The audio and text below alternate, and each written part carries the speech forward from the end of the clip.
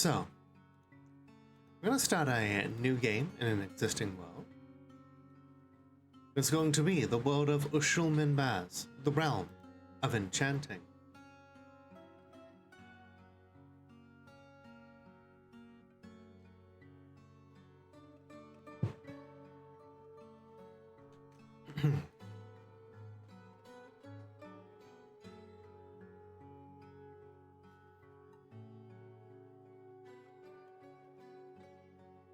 Okay. Thank you for the PJs.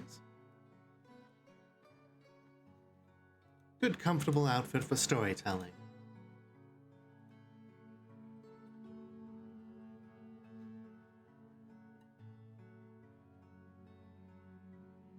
Hi, Obsidian. How you doing? Hey, bitch! What you been up to? You want some validation? Well, Obsidian, I very much appreciate you being a firm part of my community. Excuse me. I appreciate that you always have something cool to contribute to the conversations. You know, I very much enjoy the back and forth that we've had, and like I said, I enjoy your insight, and there's a whole lot of stuff that you say that I would love to agree with if I wasn't a safe apolitical streamer and not a brand risk. But I appreciate that you're able to say it. So thank you for being here. Thank you for saying those cool things. You are super heckin' valid. Ooh woo.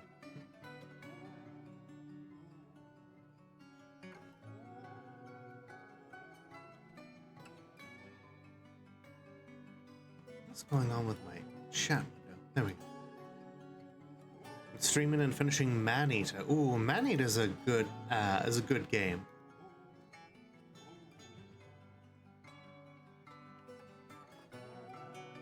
I streamed that like a while back. I had a lot of fun with it. I hope you did too. So, it is the best shark game so far. That's not a toll, like that's not exactly a long list, but still. Here's where we're going. So, folks, you may be wondering who we're playing this time.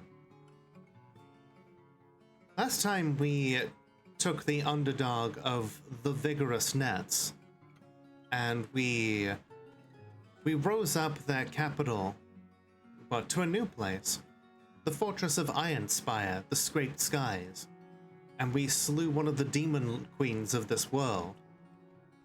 A demon by the name of Flinch Lizard, the Wicked Bug. You've got there's an option out. Yes! It is one of those kind of games. You know, about a woman just living her life and the evil men trying to stop her. Yeah, that's an accurate description of Maneater, I think. But this time, we are going to cast our eyes to a different civilization. The Avalanche of Figures. Now you may be wondering why I chose this particular civilization. And if you take a look at their population, you'll probably understand why. The Avalanche of Figures is a civilization in name only. With a population of just one, its queen, Takut Dancerems. The Avalanche of Figures have long been at war with the Elk people in the east. The Elk people known as the Waviness of Blossoming. They have not been above recruiting all manner of other creatures, all the way up to the undead, to aid in the destruction of the Avalanche of Figures. And they have basically succeeded. She is our queen, our baroness, our general. She is all of these things in one, because there's no one left to be anything else. and she sees others as selfish and conniving. She is comfortable around others that are different from herself. She doesn't easily fall in love, and she's troubled by this because she values romance, but not much of a civilization left to be romantic with. She does have a tendency to form deep emotional bonds with people, though, and is quite confident of her own abilities when undertaking specific ventures. And she does have a greedy streak. But she has nothing left to her name in this world. No companions, no worldly possessions. The only thing she has left is a dream. Sure, the Avalanche of Figures is a civilization that is all but no more.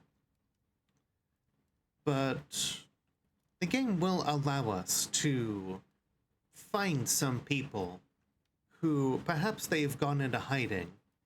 Perhaps they realize that the best way to hide from the elk people would be to no longer associate themselves with the Avalanche of Figures. But Tackard here is going to take those last few handful of dwarves that might still trace their lineage to the Avalanche of Figures, and she's going to offer them a dream. In this forest, known as the Forests of Trouble, the perfect place to hide out, away from the elk people. Various different metals, wildlife that is such that no one would dare come near them. Potential treasure. And if they are to... If the flame of their civilization is to finally snuff out, then let it be a hell of a fire that is seen through centuries, through the centuries and throughout the history of the realm of enchanting.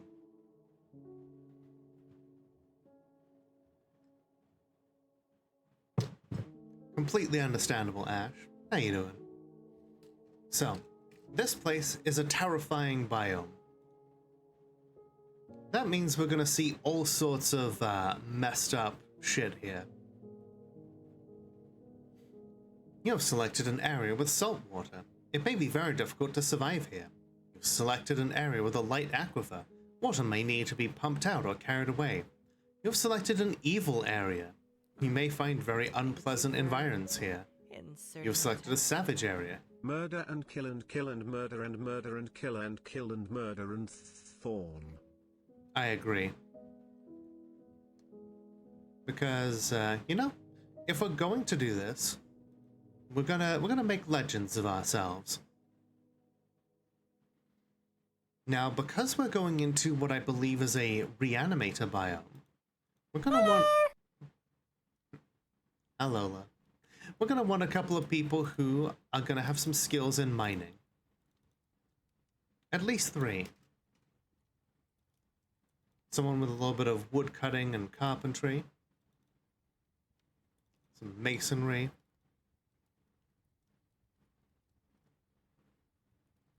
And we're gonna have somebody who is a bit of a weaponsmith and an armor smith. Of a metal crafter. I'm going to save this one here to be the Fisher Dwarf.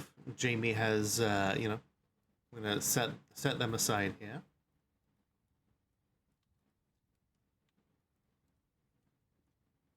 Hopefully we will get to do some fishing. Lenny for the dumbest dwarf. Fair enough. Alright. Then this one here, who's a miner. We're gonna want to make sure that someone is a good tactician, a leader, and a teacher. Someone who can get others to follow them. And we'll give them a bit of skills in Hammer Dwarf and in dodging.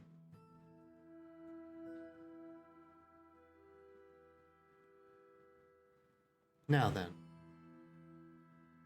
This first person, gonna make them decent at mining.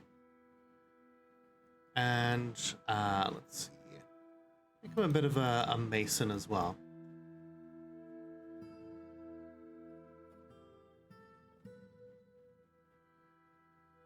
Give them a bit of stonework as well. As for labor, we'll give them a little bit of mechanic. Why not? I see we've got some people lining up to be a part of this. Very cool. Okay, Astash here, we're going to make them a bit of a record keeper and organizer. We're gonna need somebody to work out some of that useful, some of those useful labors. While we're at it, couple of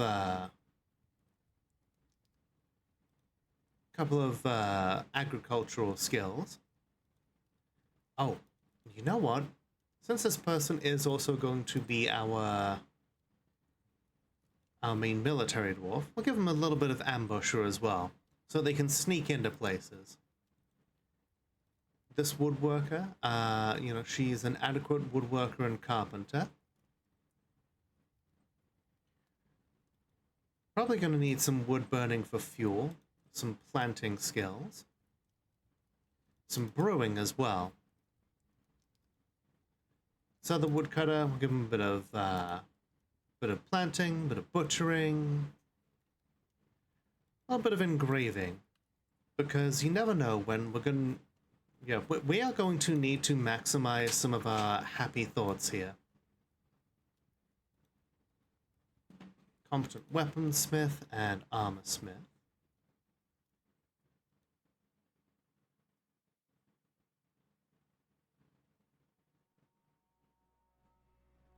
A bit of mechanic skills as well. And for the fisher dwarf, who is going to be Jamie, I'm going to also make them a bit of a bone carver for some jewelry. A bit of a stone cutter.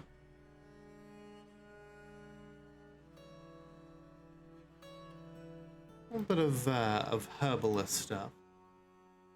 A little bit of a smattering of leatherworking. Because we're going into a Reanimator biome, I want to make sure that we are properly prepared. We will not be able to rely very heavily on animals for this one. I'm going to take a few more seeds of each variety to make sure that once we make it underground, we've got plenty of crops. We're going to take another pickaxe, which is a little risky, but we're going to have 3 miners so that we can get down underground real quick.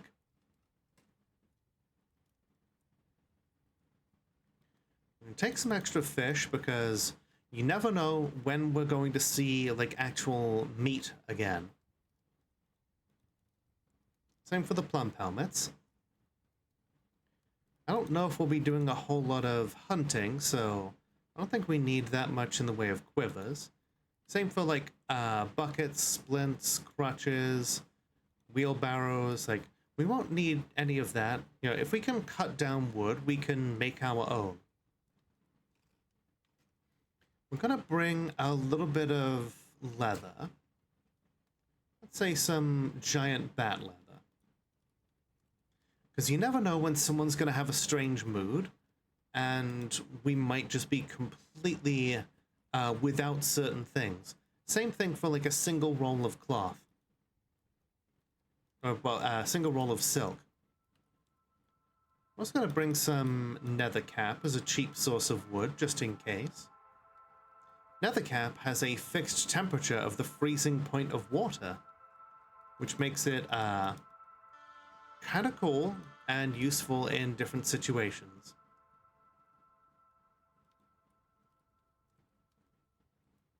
I don't know where it is, though.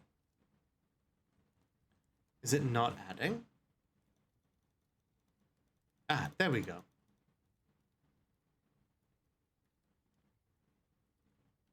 And then we've got plenty of seeds of different types.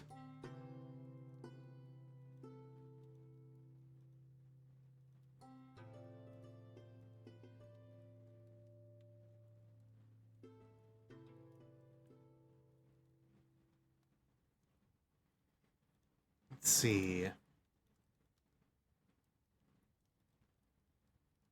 We'll bring a little bit of charcoal with us to get the process started.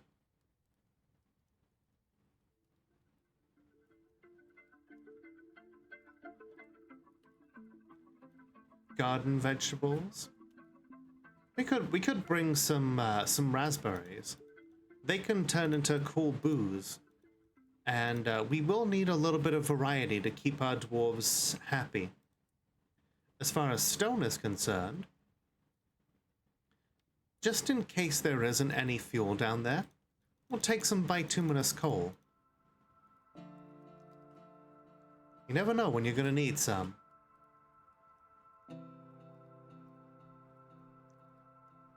And I'm going to take some jet.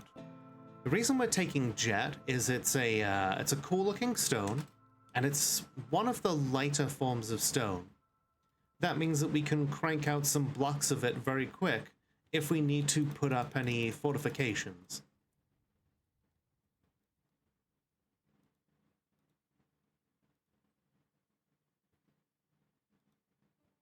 I like to talk to tomatoes. Let's see.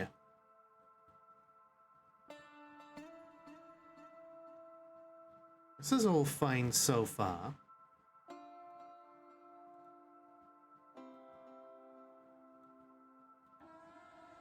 Thank you for the head pats, Minkus. Hope you're doing well. Alright. So, we might bring some animals, but if we're going to a Reanimator Biome, we have to be very careful. Bringing more animals may just end up, giving the Reanimator Biome more stuff to throw at us. We'll bring some cats to take out some vermin.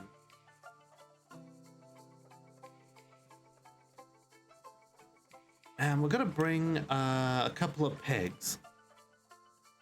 Pigs don't require grazing, and they can make milk, which can then be turned into cheese.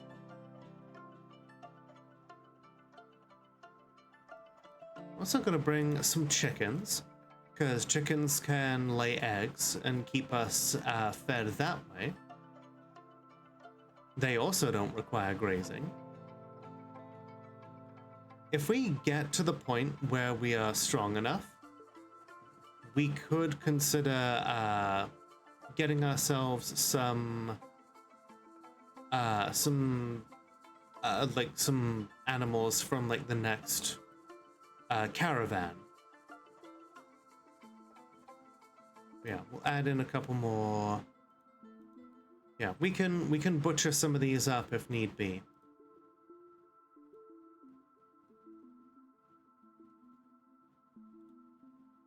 Okay, we've got our dwarves set up. We have our items. We have our livestock, such as it is.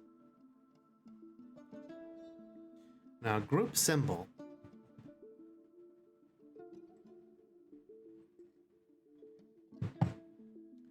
We're gonna go real simple here. Let's see, a dwarf, and let's see.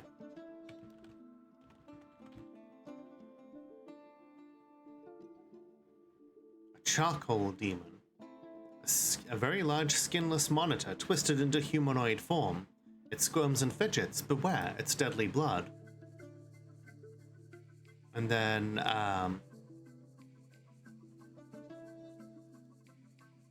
the charcoal demon is burning the dwarf.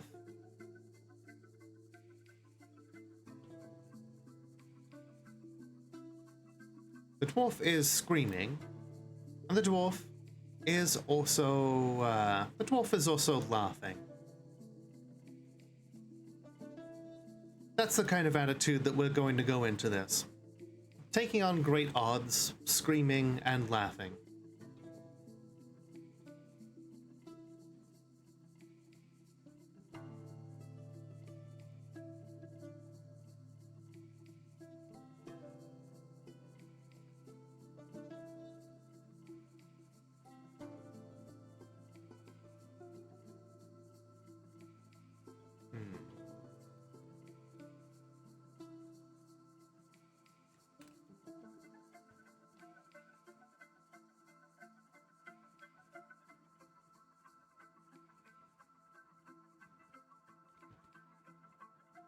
And since this is to be the end, we will call ourselves the Doom of Figures.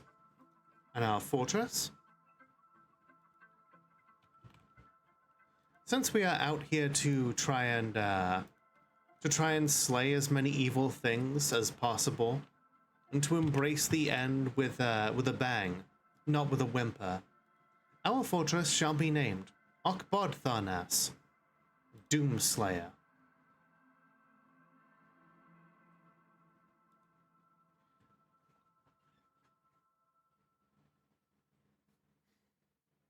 You have arrived. After a journey from the mountain homes into the forbidding wilderness beyond, your harsh trek has finally ended. Your party of 7 is to make an outpost for the glory of all Moldath Vutok. There are almost no supplies left, but with stout labor comes sustenance. Whether by bolt, plow, or hook, provide for your dwarves. You are expecting a supply caravan just before winter entombs you, but it is spring now. Actually, it's early summer. Enough time to delve secure lodgings ere the black bear men get hungry. A new chapter of dwarven history begins here at this place, Okbodtharnas, Doomslayer. Strike the earth.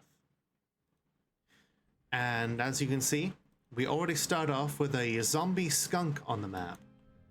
That's why you always pause the game when you first get in to see just what the hell is around you. One of our stray unicorns is already overcome by the terror.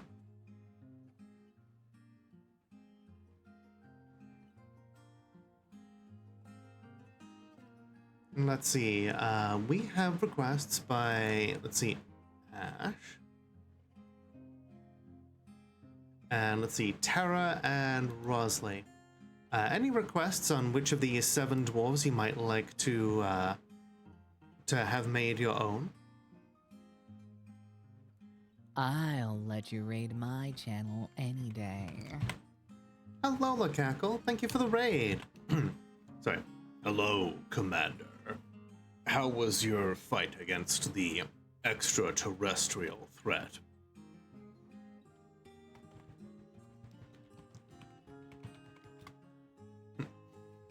Did you know I actually have the councilman's actually have him as my voicemail? I let him you know, he was doing a charity thing, and I was like, you know, I had him do a thing about how I was currently busy combating the extraterrestrial threat. I was like, please leave a message after the beep, and remember, we will be watching. Beep. This is a nightmare. 2 bad rolls from outright losing the game. Damn, I admire your spirit in continuing with it, though. Fair enough, Tara. I did wonder, so I will do my best. So let's see. This is Jamie. Incredibly tough and very strong, slow to heal, clumsy, and very quick to tire. She's very muscular. Eyebrows are extremely low. Her hair is curly. Medium-length hair is arranged in double braids. Has very low cheekbones and a broad chin. Somewhat tall ears that are narrow. Her bronze eyes are somewhat narrow. Her hair is sepia, and her skin is burnt umber.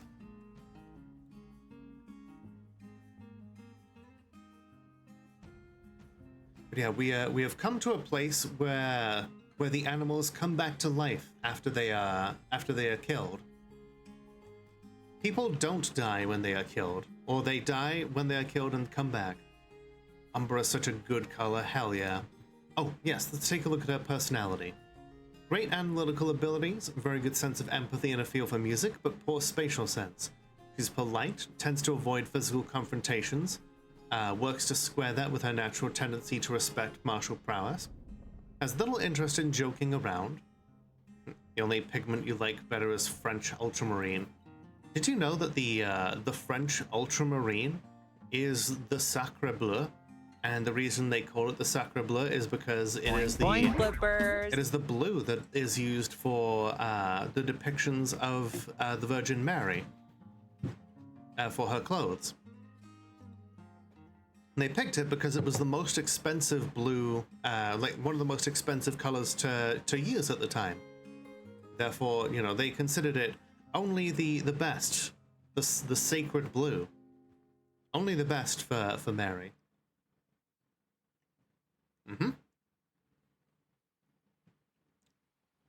Let's see. Jamie does not easily fall in love and rarely develops positive sentiments. Doesn't try to get things done properly. Quick to form negative views about things, but is often cheerful. Tends to be passive in discussions. Doesn't handle stress well. Can sometimes act without deliberation. Her hands jump all over the place when she's excited, and when she's thinking, she clicks her tongue repeatedly. Likes outdoors and grumbles only mildly at inclement weather. Personally values loyalty and dreams of creating a great work of art.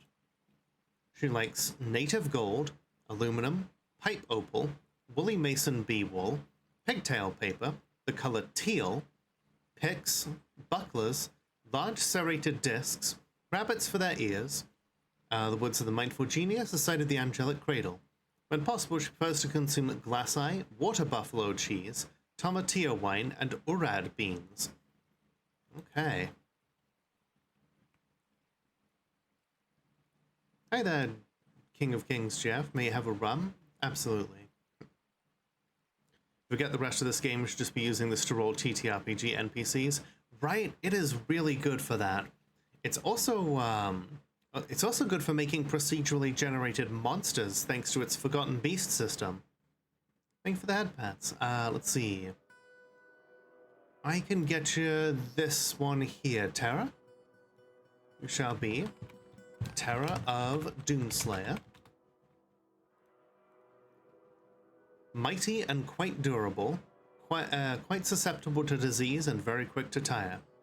You sung a shanty. Ooh, what shanty did you sing? Let's see. Her teeth are tangled. Very long hair is arranged in double braids. Quite long eyebrows are low. Has a deeply recessed chin.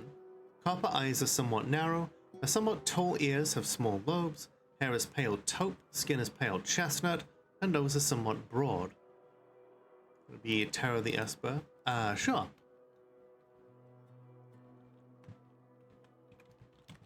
I always put the of at the end so that we can keep track of which fortress they came from.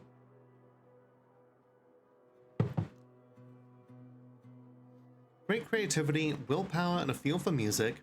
Has bad intuition, poor empathy, poor focus, meager ability with social relationships, and a poor memory.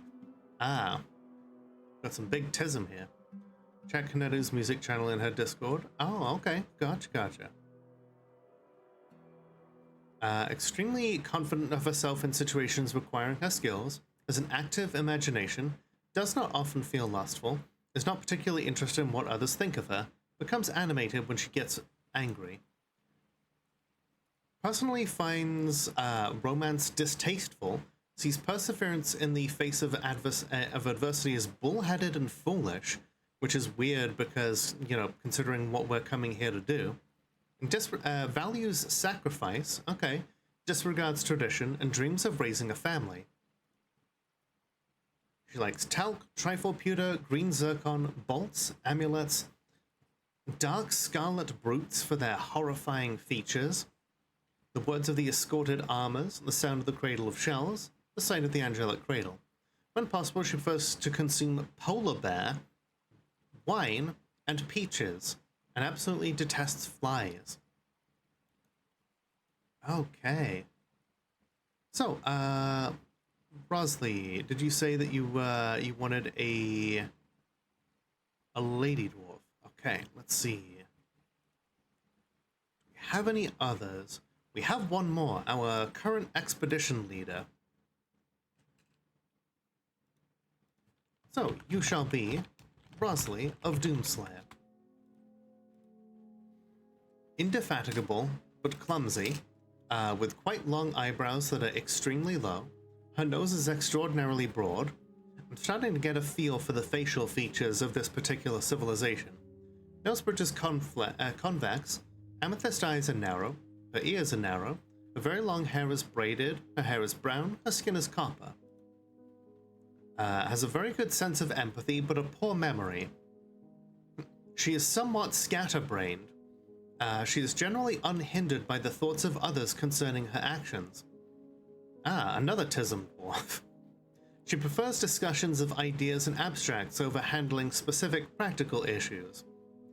She tends to avoid physical confrontations and works to square this natural tendency with her respective martial prowess. She does not easily fall in love and rarely develops positive sentiments, has little interest in joking around, lives a fast-paced life, does not have a great aesthetic sensitivity, and is conflicted by this as she values artwork and its creation, generally acts impartially and is rarely moved to mercy, tends not to reveal personal information, has a greedy streak, and is somewhat quarrelsome, doesn't mind wearing something special now and again. Okay. Personally finds the whole idea of friendship disgusting. Wow. And finds blind honesty foolish, and dreams of crafting a masterwork someday. She is not here to make friends. She is here to make a sacrifice. Trans rights. Hell yeah, King of Kings. She likes chert, bismuth bronze, red flash opal, nethercap wood. Oh, we brought a whole bunch with us.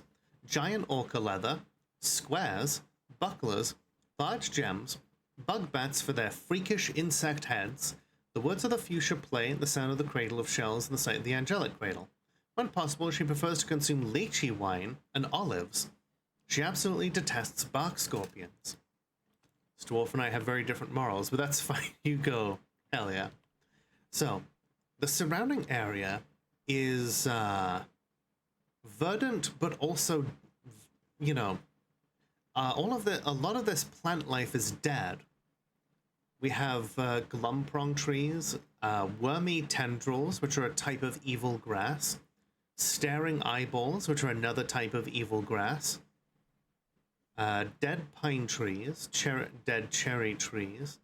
This place would have a massive variety of things that we could use to make drinks if everything wasn't dead. But you know what we do have? We have fresh water. Fascinating that grass is allowed to be evil. Yes, the surrounding biome is evil, and therefore sometimes we get evil vegetation.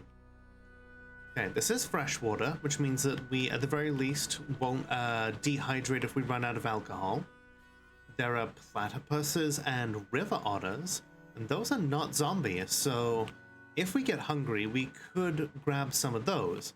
The hell is this? A giant sponge.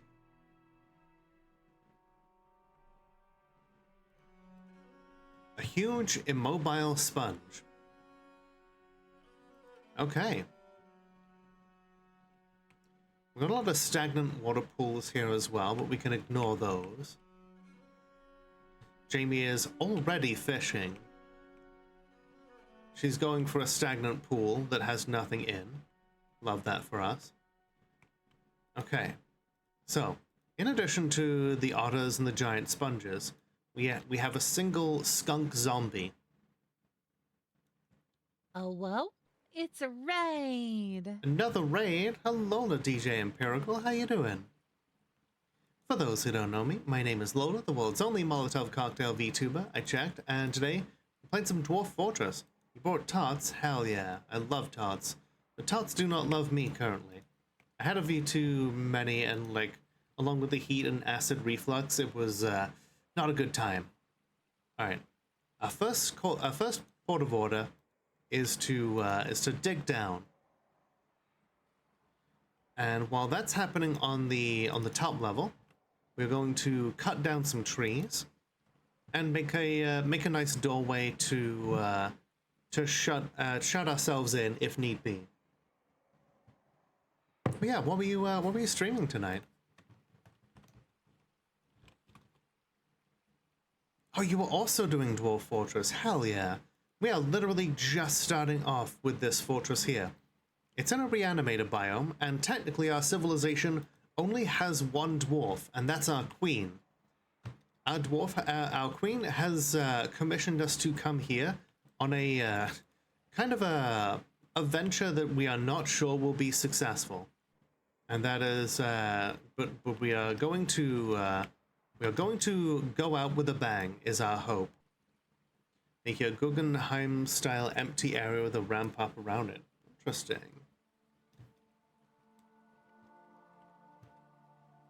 Okay. We have our first logs.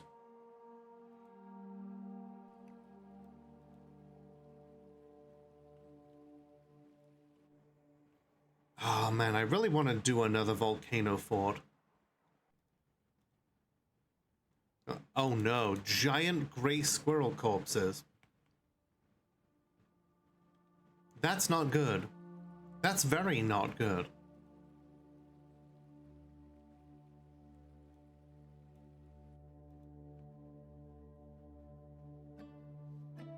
Okay, the aquifer may end up being a problem. Oh hey, that's a river otter. It's busy running away.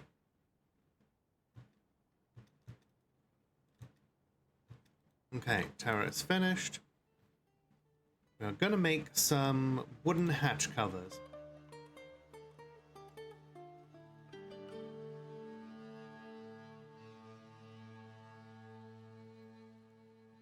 We'll have enough trees cut down here to keep going. Alrighty, have a good night. Thanks for stopping in. Okay, we've got people digging. Let's see. Tara says, anybody that sticks to something a moment longer than they have to is an idiot.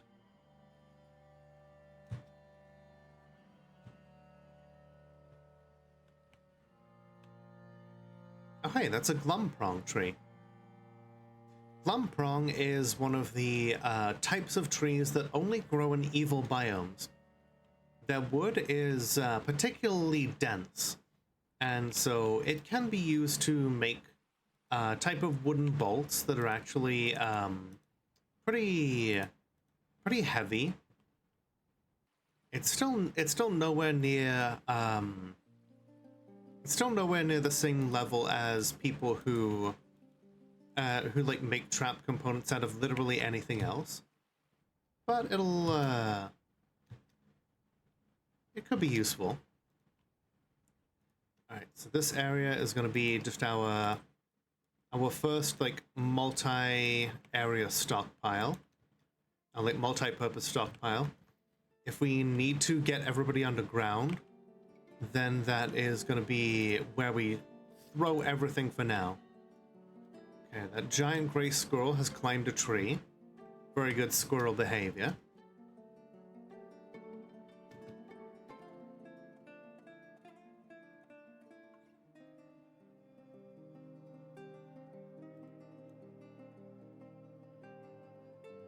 Alola, Melissa. How you doing? It's good to see you.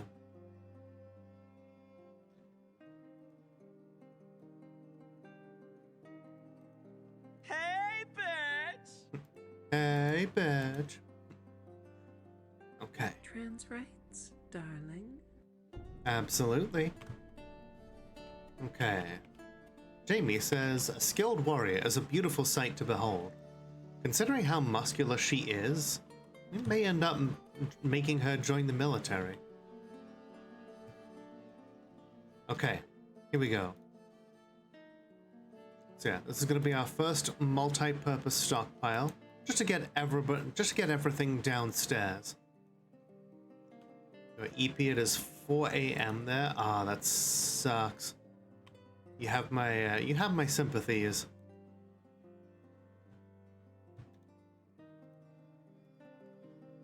Like, the fact that you're still up at that time is hoping that I can be one of the people who lulls you gently off to sleep. Alright, disassemble the wagon. We'll need every last log. If the undead attack en masse, then we're going to need to hoard everything that we can. Right now, every dwarf is focused on getting like every last supply down here. Oh hey, raw mussels. Jamie is currently just grabbing all the fish that she can.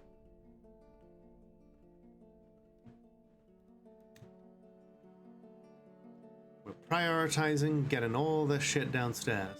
Except for Jamie, she's fishing. Just found a steelhead trout.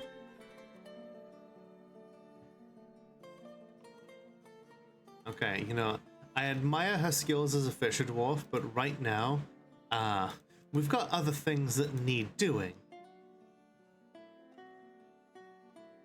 Okay, we are going to uncheck fishing for now. Let's see.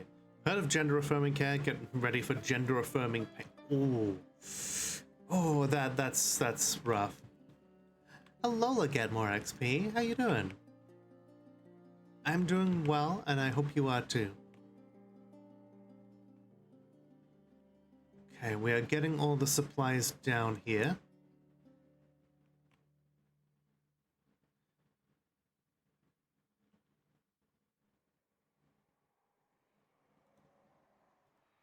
Alright, we will expand it to take in a little more. Have your first appointment Thursday? Excellent. Really happy for you. I hope everything goes well. Prepping for a convention trip tomorrow. Oh, are you going to TwitchCon like many other people currently? Might also be EP. It is prime EP bitch hours, it seems.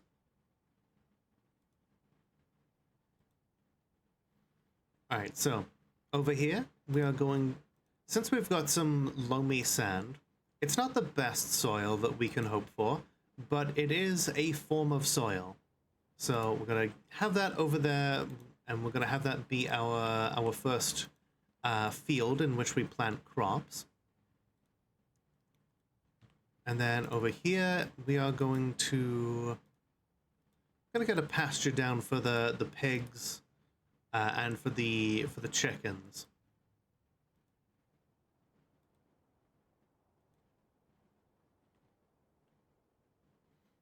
And then off of this, we'll get some. We'll get a place. We'll get a site down here for crafting. All the basic stuff that we need to start setting up the tools of the trade. I'm just going to do one little thing here.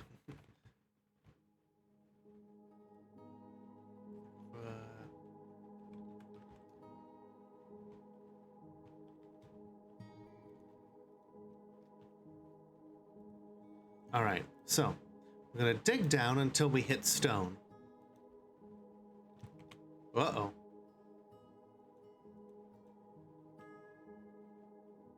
I saw something move real quick and I got and I panicked. It's a local event that suddenly gave you a press pass. Oh, that's cool. I love that for you. Get More XP has done a number of different articles on different VTubers. Okay, cool. We have claystone. This can be where we set up our first rooms.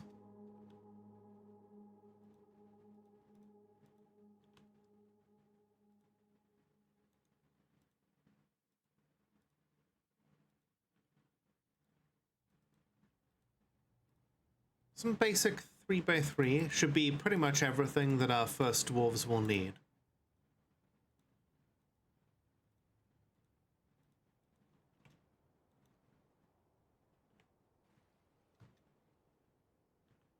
Okay. Hell yeah, trans rights. You bet. Alright, we've got wood, we've got stone, we have our livestock, we have some doors or hatches that we can shut if need be.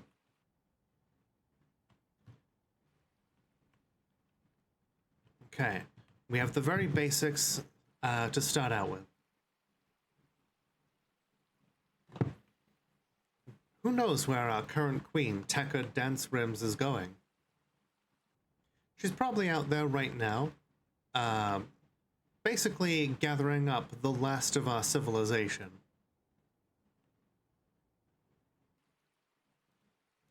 We have a stray horse and a stray unicorn. They helped pull the wagon here. At some point, we may have to At some point, we may have to butcher them. Playing games with friends, unfortunately, it's Rust. Oh no. Yeah, Rust is one of those games that I don't think I could ever play Rust because from everything that I've seen of Rust, it's like you build stuff and then people will just come along and blow it the hell up.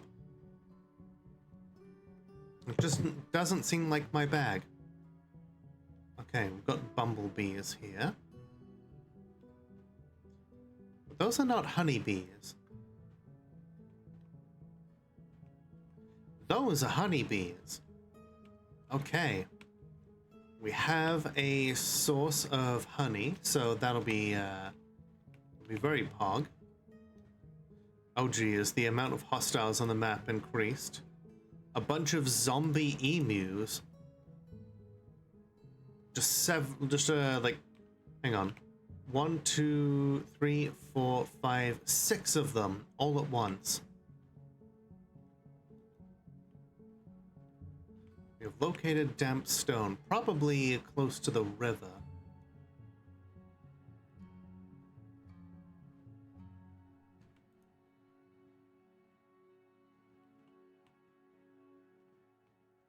All right. Hydrate and unshrimp? That's a good idea.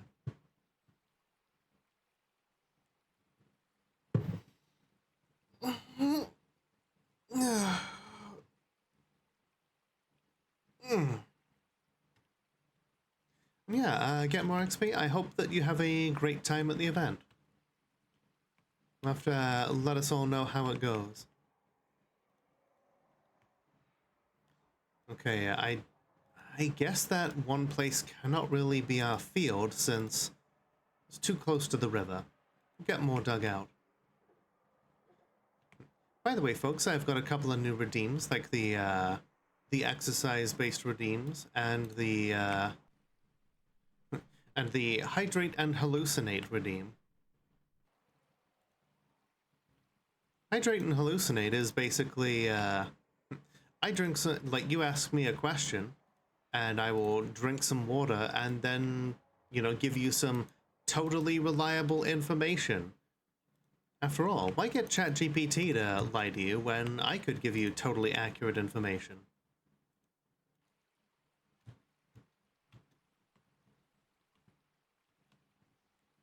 So that Swingo was posting on Twitter more attractive to those kind of guys. They're just not into women. And, you know, I think they would be a lot happier when they admit to themselves that they just like men.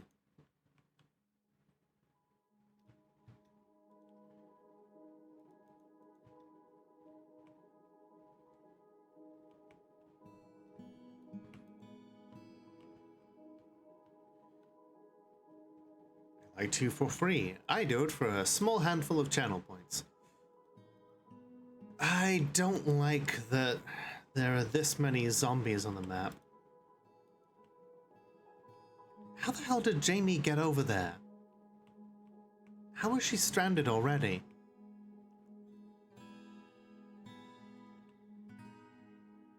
Alright, we will build a very quick bridge.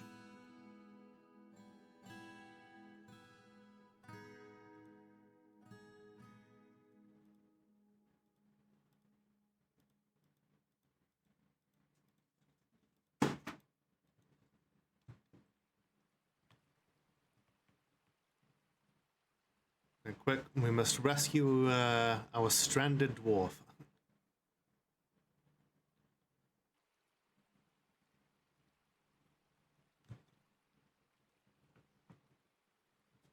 Look at this dumb baby.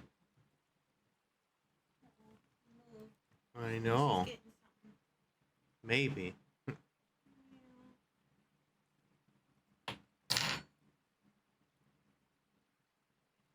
Okay. Jamie is no longer stranded. No, stay up here. Stay up here.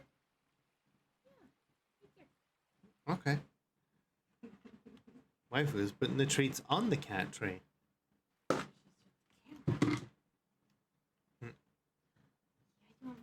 Oh, yeah, you do. Ow! You got a little too excited there. Calm down. Bit my finger. It's like chomp, chomp, chomp, give. Well, now you're not up in the camera anymore. I know. She is very baby. Up here.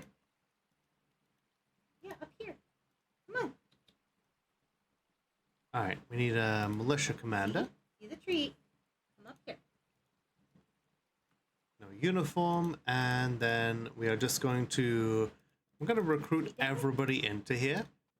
And then we are going to order them all down into the... No, you gotta come up here. Come on. We're gonna order them down into the fortress. You're lucky you're cute. You have like my whole finger in her mouth. Amazing.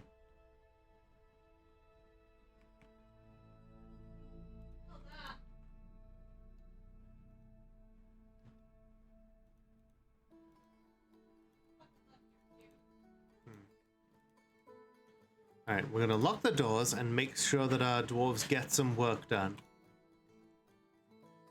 I'm gonna make sure that we have a carpenter's workshop here. Actually, a couple of them.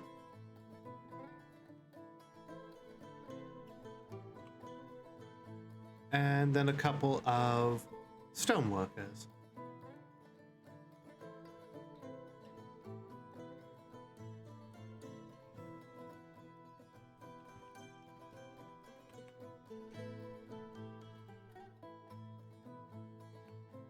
Start making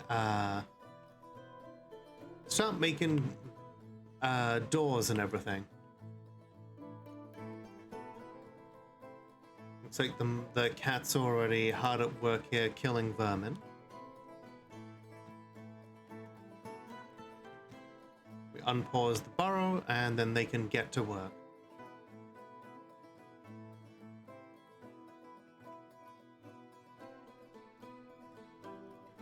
More damp stone located? Really? I suppose it is directly below the river. There she goes. Okay. I'm gonna make some beds.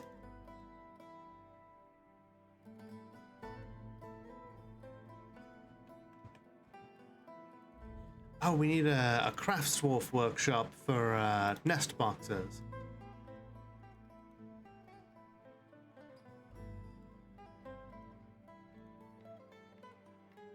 Alright, we are gonna make some beds. And we're gonna make some doors.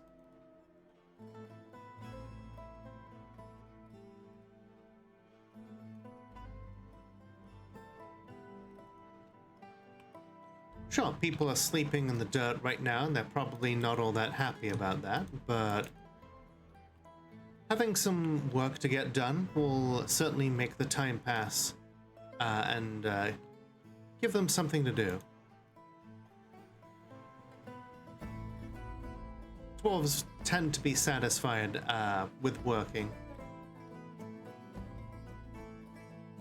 Zelda decided to sit in the cat tree for a bit. While that's happening, let's take a look. We're surrounded by enemies here. You can see the elk men, who are not that far away, are pretty they're pretty hostile.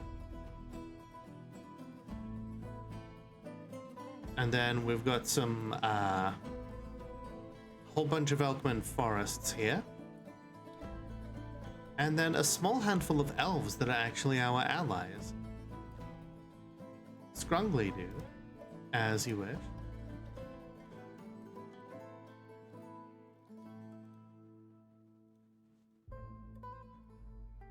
All right, before we dive into more of that, let's take our regularly scheduled break, shall we?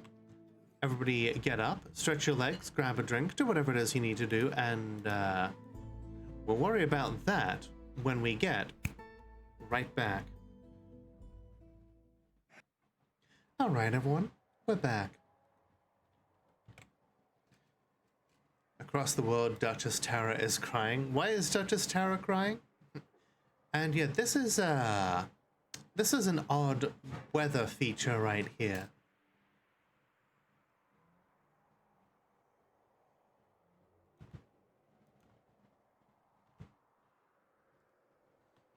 This is devilish gloom.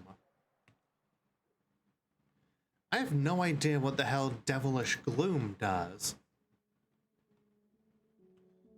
But something tells me that's going to be a regular feature of this particular map. Oh, right, because we're allies with the elves. Yeah. Okay.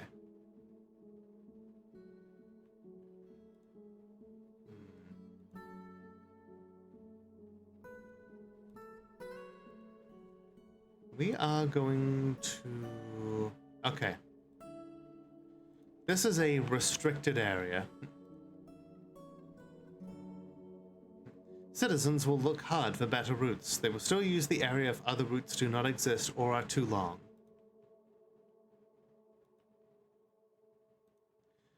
So yeah, this whole area where devilish gloom hangs out, I'm gonna make sure that, hopefully, the dwarves don't use it.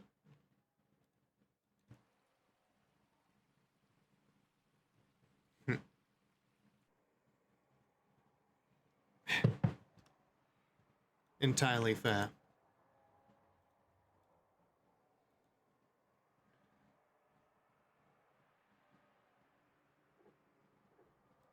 Scrungle. We did. Alright, we are going to make a couple of nest boxes. So that way we can start getting them eggs laid.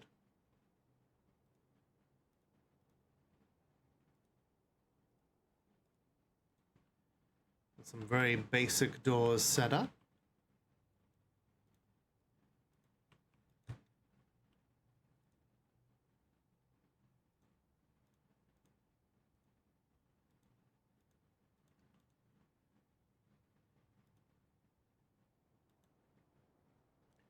You know, I don't think this is going to be dangerous unless we dig directly up.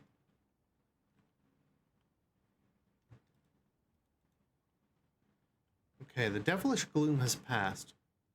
Phantom spiders. I guess they spin webs out here.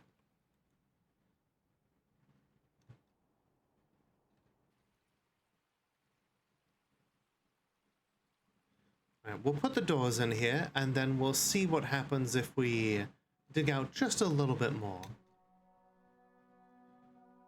It's been a hot minute, but you just did a rage quit. I'm sorry to hear that. Just not having any fun with Rust?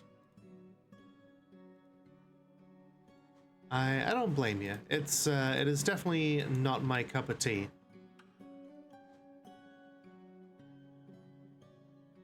Okay, this area is going to be designated as a pasture for the chimkins.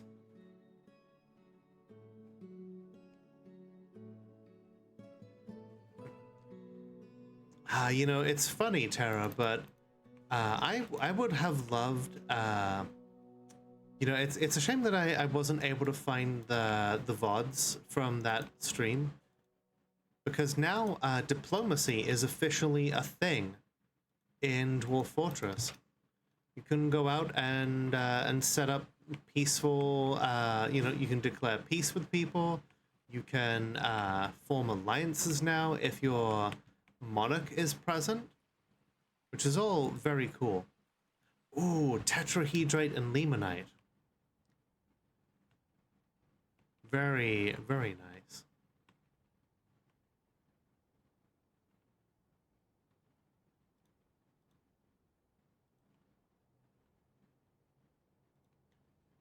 We'll set up a simple wood furnace and a metalsmith, just so that we can get the anvil indoors.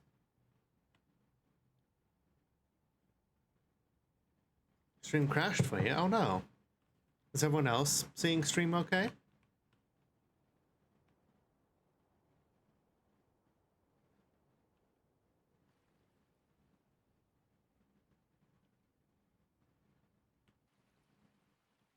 Alright, let's get those animals indoors. Back but Twitch is being Twitch. Understandable. Stream is fine for you? Glad to hear it. Okay, we're already making some pretty decent beds. One of our hens has laid some fertile eggs, so we will designate those as forbidden.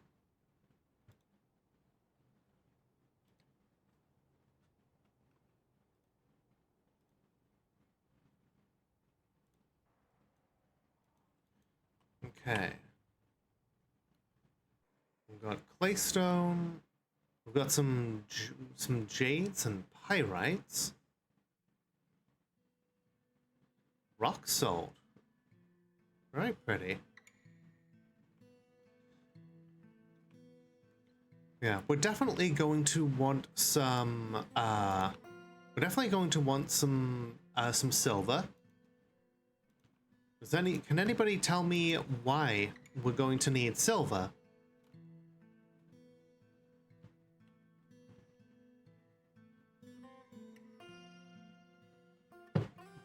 Oh, that's weird, Transfam. Mean to you. Silver is mean and rude. I'm sure it is, but that is not why we're. It's not why we're after it.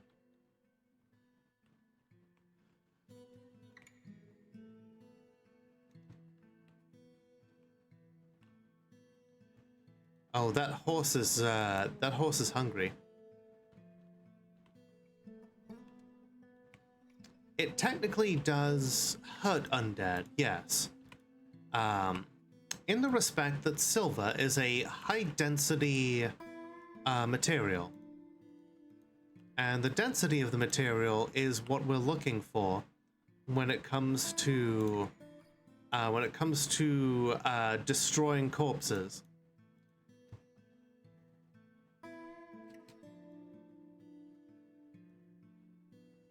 Everybody's just jumping on that immediately. Yep. Horse song, hungry, it could eat itself.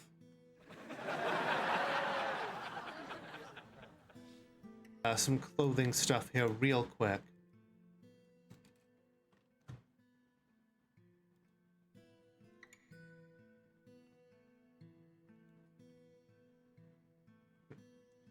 Well, actually,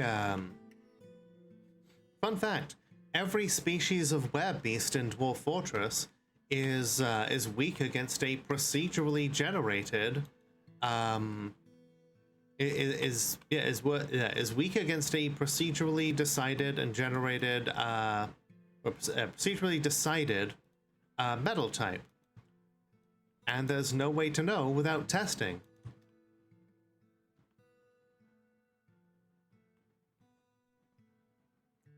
Trans rights, absolutely. Hi there, Carbo HV Drakes. Trans rights. How you doing?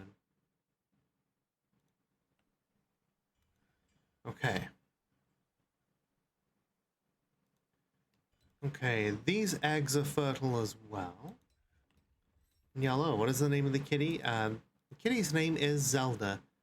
She is named after she's named after Sabrina the Teenage Witch's aunt, not after the princess. Did Iron Spite have more lycanthropes than usual? There were definitely a fair few were creatures for sure.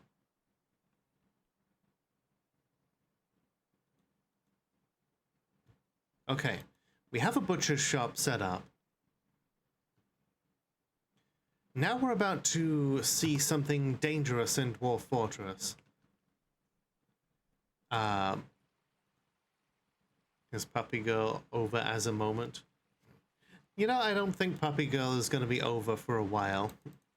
Okay, we're going to butcher the horse and the unicorn. We're going to have to be ready to start up the citizens' militia here at a moment's notice. That is because if we butcher an organic creature in a reanimator biome, there is a slight chance that the skin could come back to life. Looks like the horse has been butchered. The kitty is a great tabby named Spooky. Aww. Okay, the horse's mangled skin. Oh wait, hang on. Mangled? Oh, it already happened, and I blinked and missed it. So we butchered the horse. It came back to life. We, a woodcutter hacked it apart, and now it's being taken to be turned into leather. Well, our first kill within this horrifying place. So it was Udib who killed it.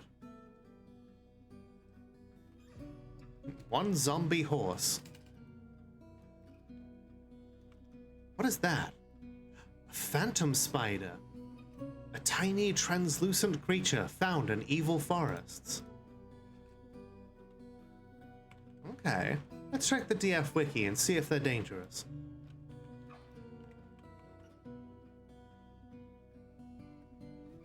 Vermin that occurs in evil forest biomes. They produce webs that can be woven into a threaded loom, and bite creatures to inject a venom which causes numbness and dizziness for approximately 1 month.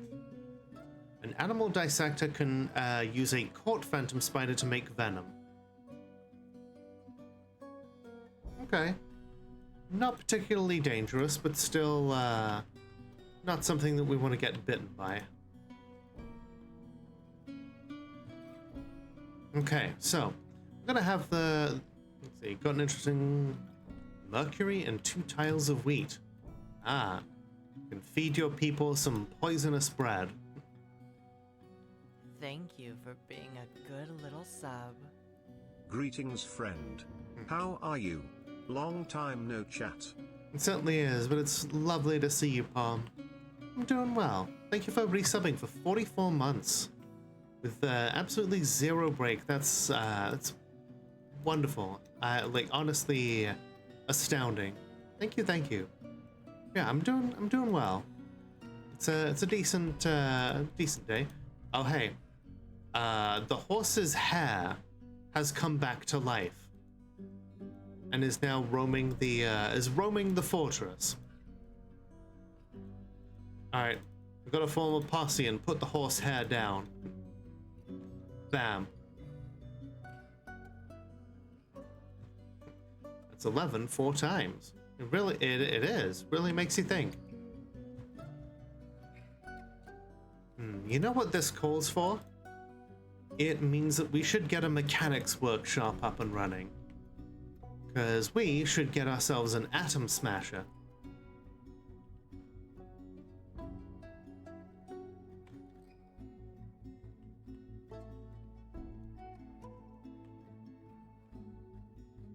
Alright, so we've got some horse leather now. That is all very true. Alright,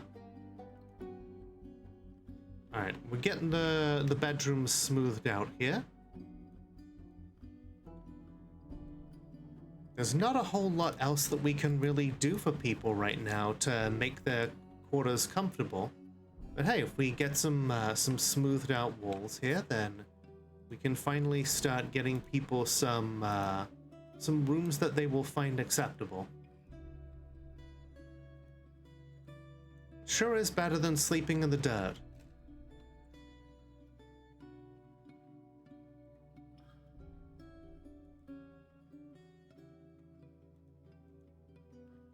Yeah, we'll work on that. This part is always such a frenzy of activity, trying to get so many things done at once. Ah, there is a shad. A bunch of different fish out here.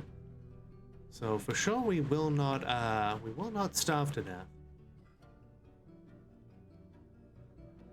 I think this might be the result of a recent patch. But like normally by this time the zombie animals would have just made an absolute beeline for us and just tried to turn our intestines into outtestines.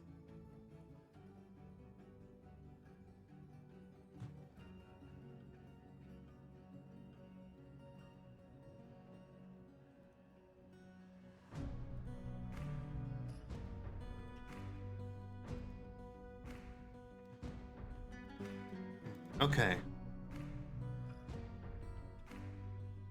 Wooden table and a wooden chair.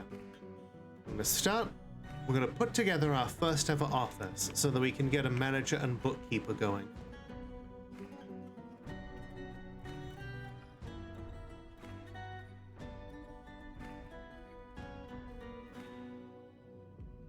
Okay, our drink supply is holding.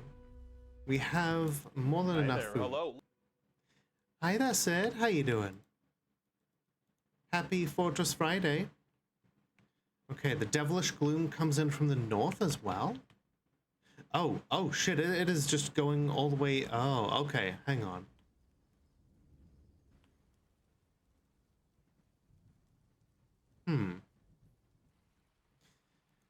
Okay.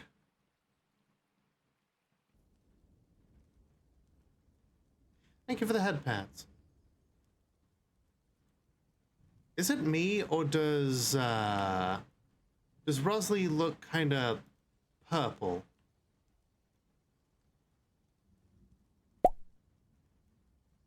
Ah.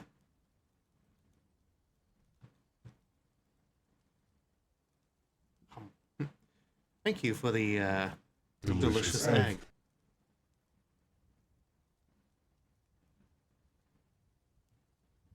It says her skin is copper, but I'm just like, yeah, she's pretty purple.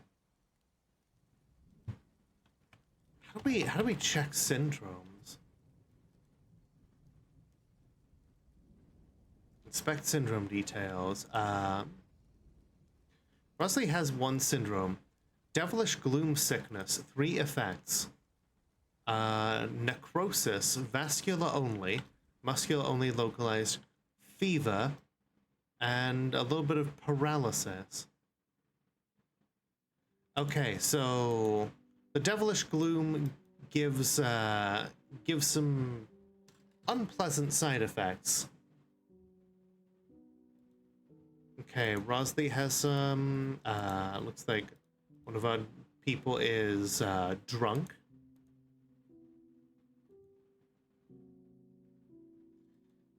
Okay, well, it could be worse. Do we have a dwarf or a critter? Not yet. We have some cats. We've got, looks like mostly male dwarves currently. We've fought a thing of unicorn hair. Delightful. 91 hit points. Wow.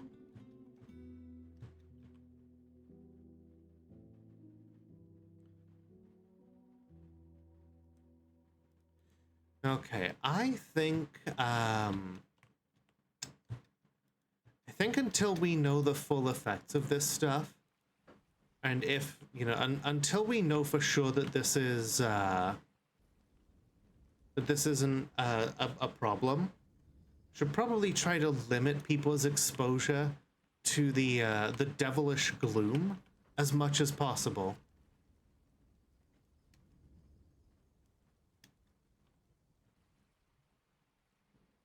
Twitch be twitching indeed. I'm sorry to hear that.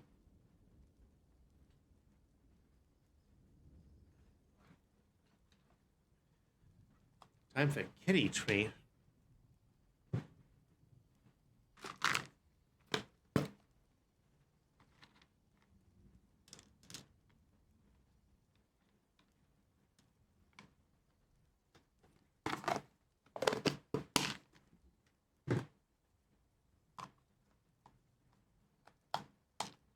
Yeah? Aw, a window stretch. Puzzle ball, go!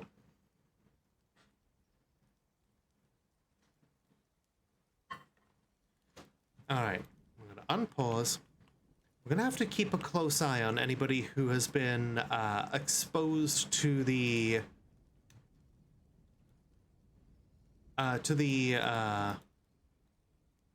devilish gloom.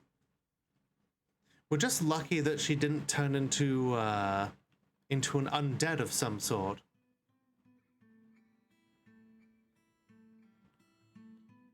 I know. She's lucky she's cute, isn't she? Oh, someone took some eggs. Did not give them permission to, is that evil weather? Specifically a type of smoke called devilish gloom. Yeah, and the syndrome is related to the devilish gloom.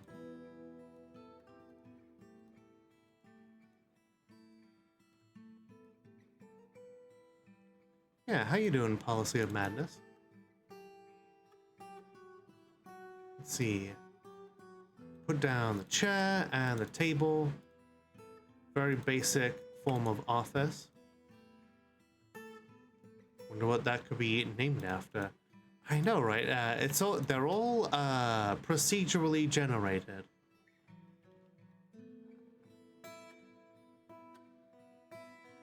I did not know that was here when in my experiments. I knew this was going to be a Reanimator Biome. I did not know that this was going to be a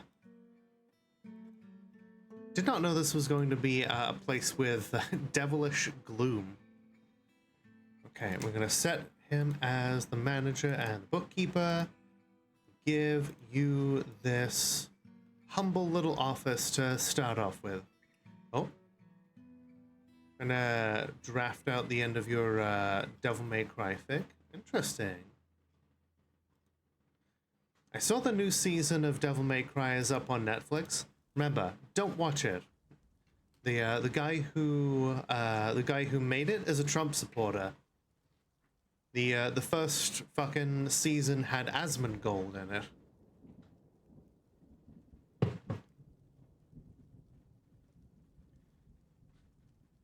Yeah, exactly. But hey, I hope you're doing well, Jamie. Hi, Mitha. Yeah, fuck that guy. He's an absolute weirdo. Know that, but I do know that the guy who voiced Nero in DMC4 and 5 is voicing Dante for some reason. Huh. Okay, game is currently saving. Meanwhile, Dracula keeps his fingering digits trimmed. Yes, he got them lesbian nails.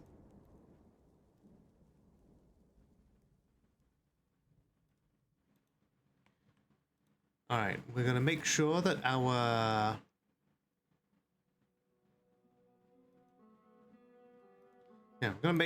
bookkeeping counts are accurate, and then we can finally put in some work orders. So we're gonna make some doors. We are going to make some tables and some thrones. Make some pots and some barrels.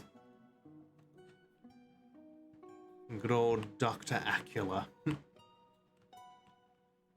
Man loves his wife. We love a wife guy, don't we?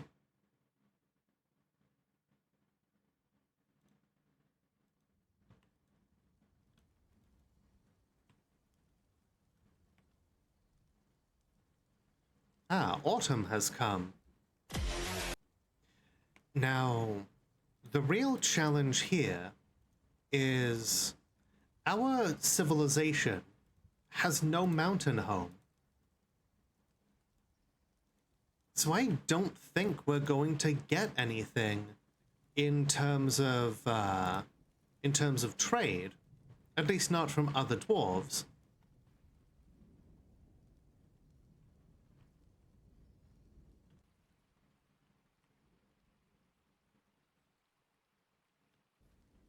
So that is going to be that's going to be hard mode right there. This is also a civilization that has no sites and has a population of 1. What kind of wife guy? Not James Sunderland. No, he's the kind who loves his wife. I mean, why else would he why else would he keep those nails trimmed? Rosley has become the expedition leader. Okay. All right, everyone is hard at work.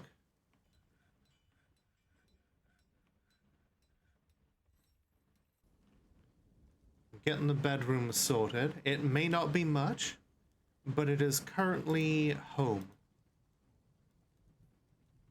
The weather has cleared. All right. Well, we can send some people up top to get more wood.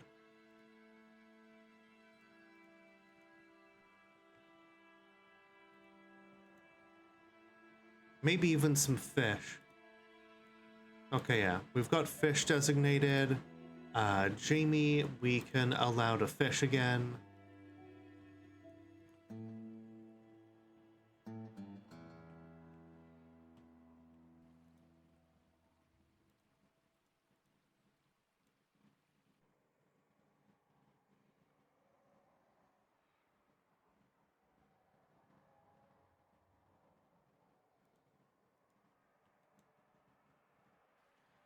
Okay, we're starting to get our orders completed.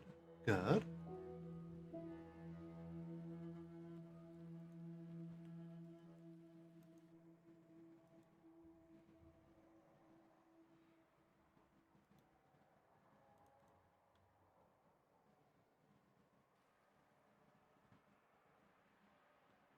I'm still suspicious of those zombie emus.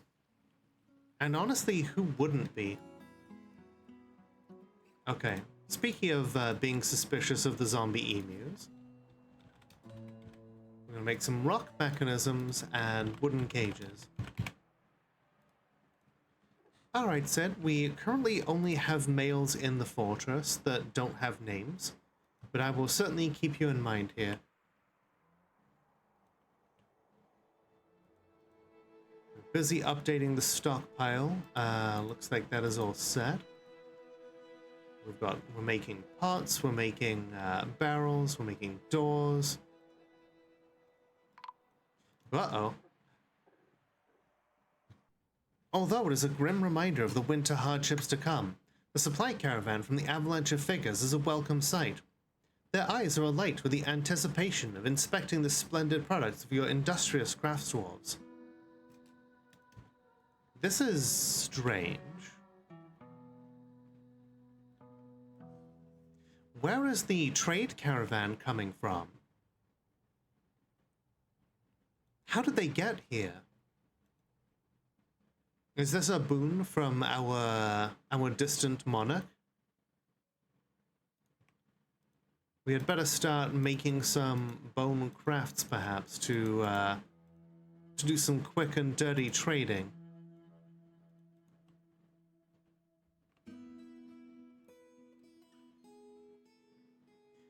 But also, combat? Shit, okay. That's the outpost liaison. Whoa, holy shit, she just... Oh no, she's angered the emus. Okay, there is no trade caravan. She brings no merchants with her. Oh no, wait, nope. The merchants are entering from a different area. Okay, that's fine.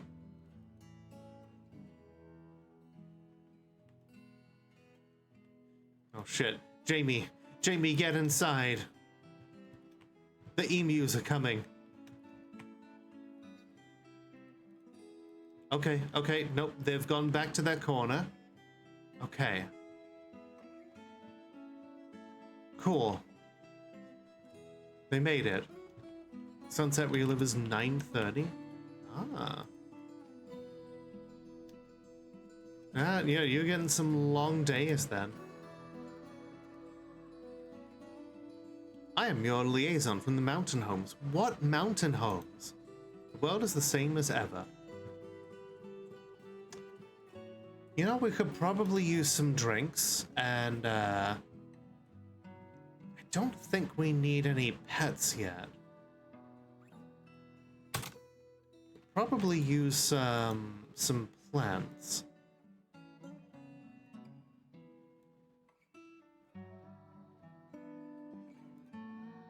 Maybe, nah, we're fine for wood. You need blocks and thread. Perhaps our illustrious queen is simply finding other places to, you know, to work her magic. Do we really have nobody with trade skills? Okay, we'll pick just Udib the woodcutter then. Okay. A couple of unicorns.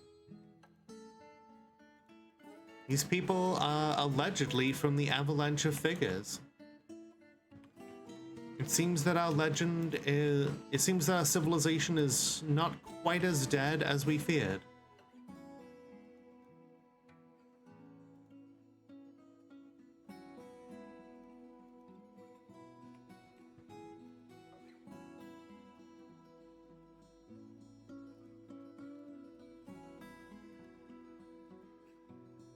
We'll make some horn crafts out of the hooves and the unicorn horn as well.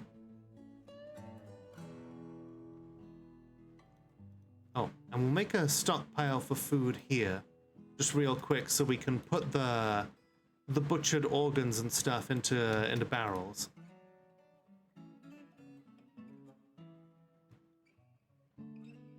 Well, if any zombies do attack, at least this tiny caravan has some guards here.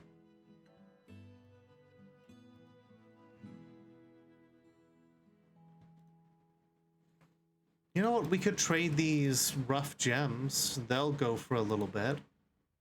It's not much, but it'll be something to start the trade going.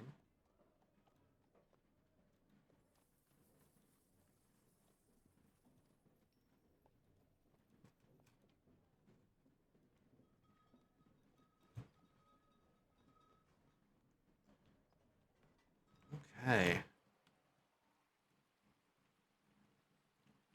Yeah, warn Australia, the fucking, the zombie emus are going to eat our butts. And not in a good way.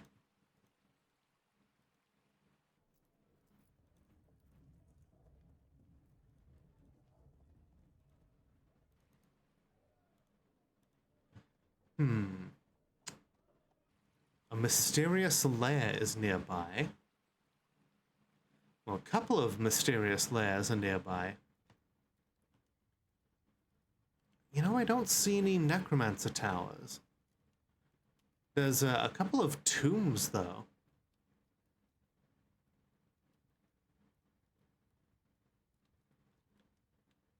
The elk people are at war with us. There are goblins to the north. Oh, and the goblins to the north, by the way, I haven't really looked into them. Wonder what they're like.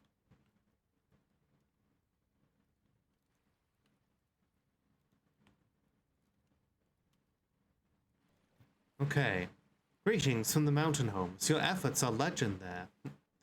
Well, maybe not yet. But that's certainly something that we're hoping to make happen.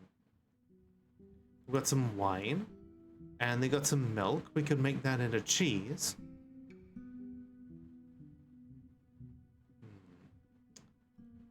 Probably get a couple of buckets so that we can get more milk to make into more cheese.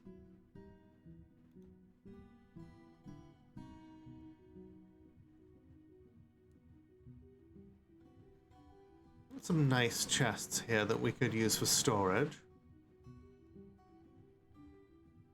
And they've got some good silk here. Dyed in some nice colors.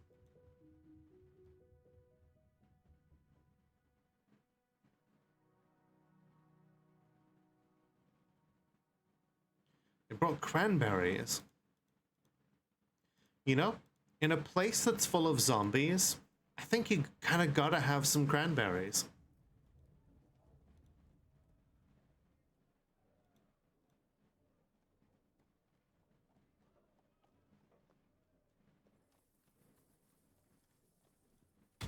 Okay, they say thank you for your business.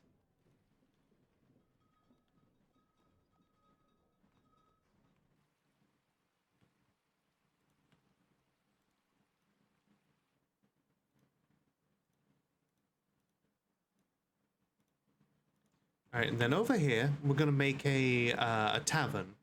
We're gonna have a place here for a kitchen, and you know, so this is gonna be part tavern, part dining room. Because I don't know when we're gonna potentially get a migrant wave. If we don't know when the next migrant wave is coming, then we may have to start getting creative. And by which I mean we may have to start, you know, creating more dwarves. And for that, we are going to need happy dwarves. Unhappy dwarves will not make romance.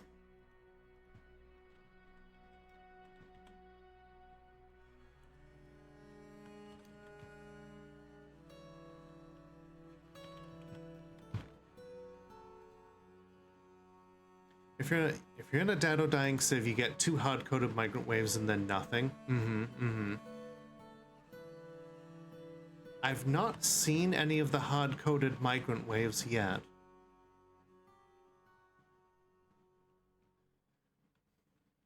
But at least with that very basic trade, we do make sure that they go home happy. Right, we don't need any more crafts right now.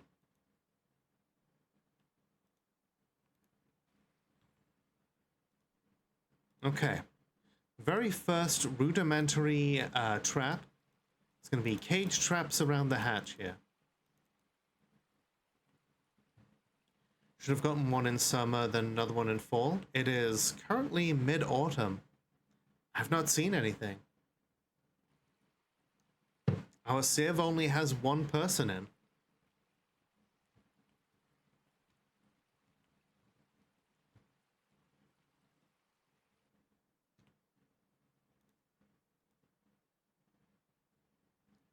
Let's hope the game is delaying them. Yeah, fingers crossed. Because otherwise, the only way that we're going to get more dwarves is if the old-fashioned way. Oh, hey, it looks like Terra does have a lover, though. Udib Ithdunathel, our broker.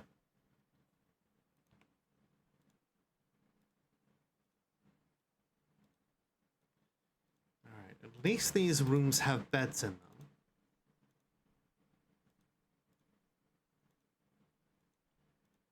And everybody can now claim a room. It's not much, but it's not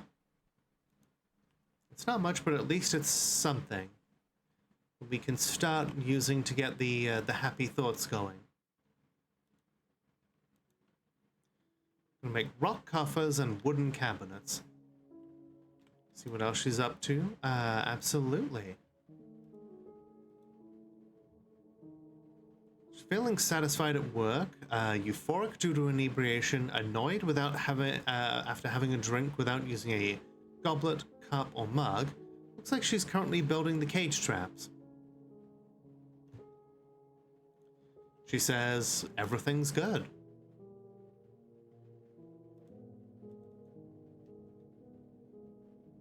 Ah, here we go. Our first migrant wave. Ooh. Alright, you are definitely going to be Sid then. Sid Neste of Doomslayer. And she is bringing with her a pet giant bat. Her first thought is, I don't think I'm cut out for this.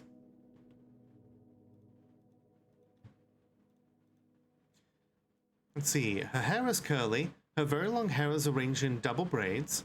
Her eyebrows are low. Her nose bridge is convex. Her amethyst eyes are somewhat narrow. Her head is somewhat short. Her hair is buff, and her skin is burnt umber. She has a great musical sense, a very good feel for social relationships, and a good spatial sense, but poor focus, poor kinesthetic sense, very bad sense of empathy, and a really bad memory. She is very slow to anger, very trusting, has an active imagination, is brave in the face of imminent danger, is quite ambitious, tends to hold on to grievances, prefers that everyone live as harmoniously as possible, acts with little determination and confidence, tends to be a bit stubborn in changing her mind, is quick to form negative views, tends to think before acting, occasionally overindulges, could be considered rude, talks very rapidly after she's been surprised. She personally is an absolute believer in the rule of law and values hard work, and dreams of crafting a masterwork. She likes sandstone, bismuth bronze, kunzite, llamas for their long necks, masked lovebird men for their loving nature, the words of the mindful genius, the sound of the pregnancy of poets, and the sight of the angelic cradle. When possible, prefers to consume naked mole dog, beet plants, blueberry wine, dwarven milk, and blood amaranth flower. Absolutely detests flies. Okay, here is another cool dwarf.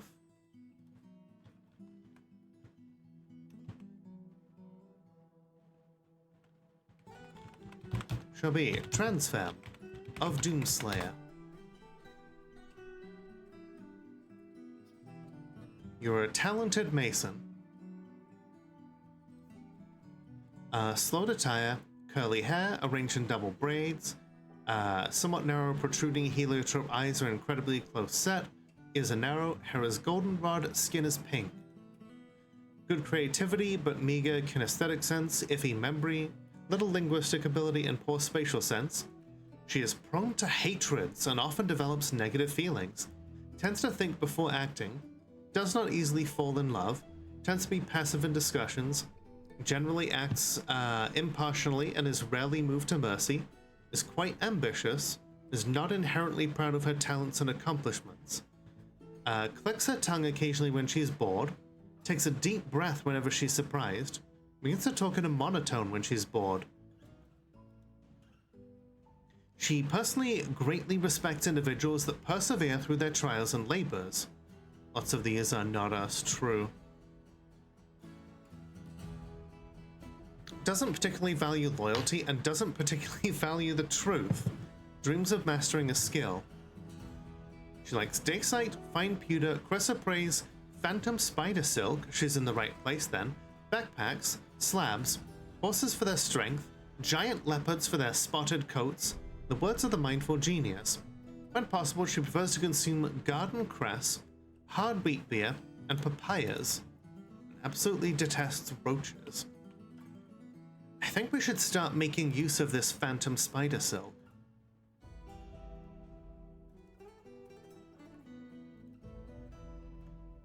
Oh, did I...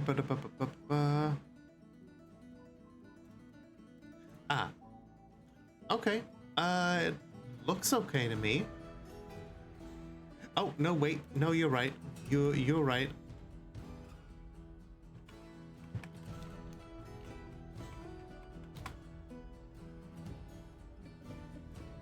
Okay, so we have Sid, we have Transfem.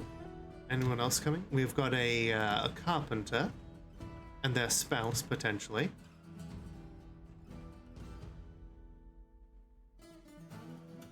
Oh, anyone else? Okay, let's see.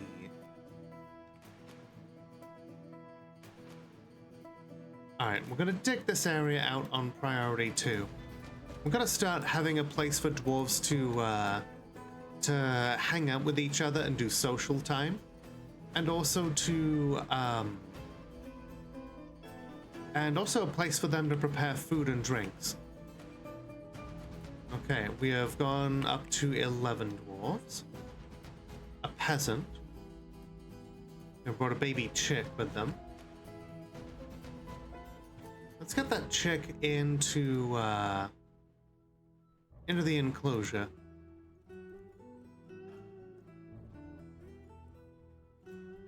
"12 dwarves. A mule foal. We're gonna butcher that up. They've got a blacksmith, and they're bringing a child with them. His only daughter. A high master blacksmith.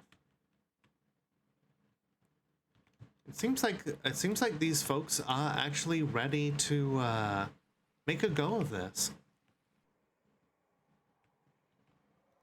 Well, you know what that means. It means that we also need to make some more beds and some more bedrooms.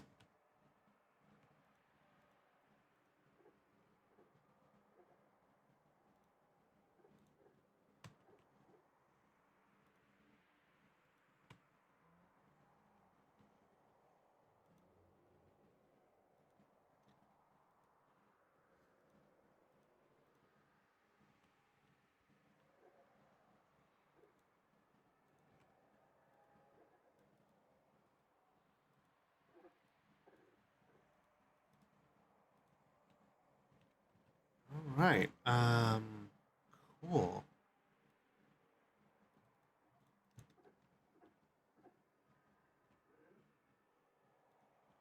All right, we're gonna establish this area as as our first tavern. The Ochre Oats? No, I think we can do better than that for a name.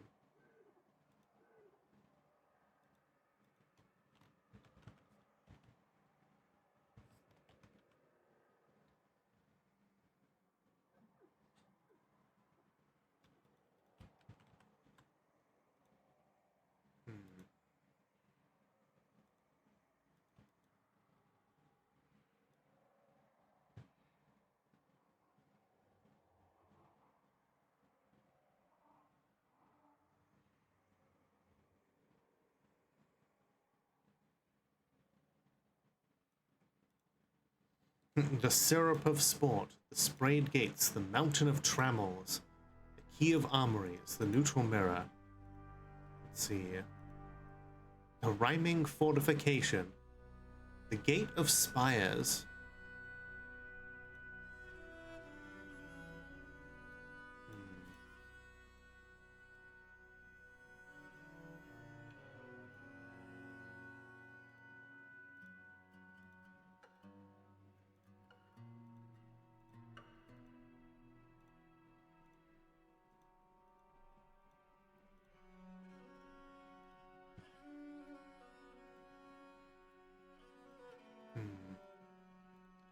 Just trying to find a name that sounds like a good tavern name.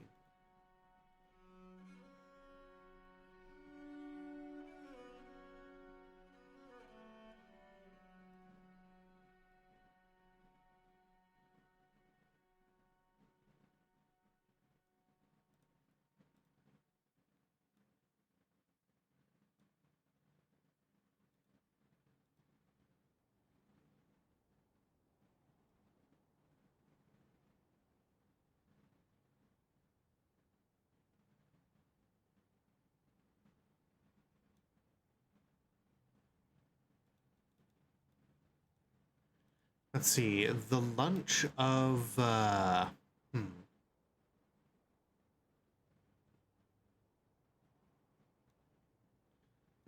The lunch of heaven. There we go.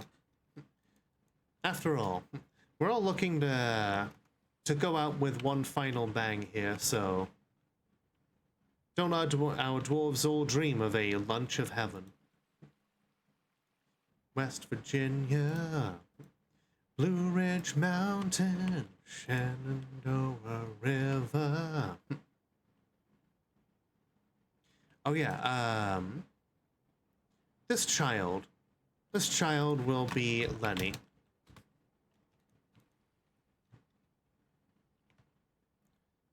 Six-year-old dwarf with no noticeable skills right now.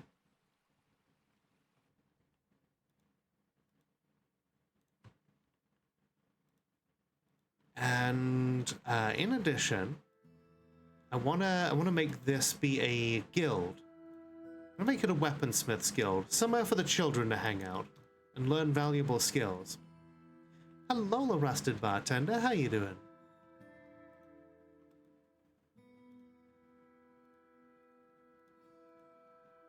We're doing some Fortress Friday. It has been a hot minute, and I'm glad that we're back. What is Jamie fighting? I was attacked by the dead. I'm not upset by this.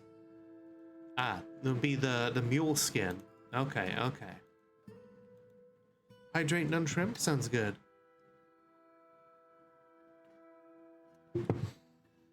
Mm-hmm. No noticeable skills. That sounds like me.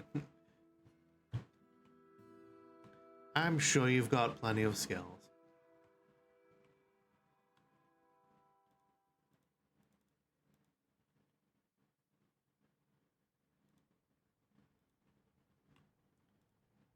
Yeah, we're gonna make ourselves a bunch of little dwarven quarters here.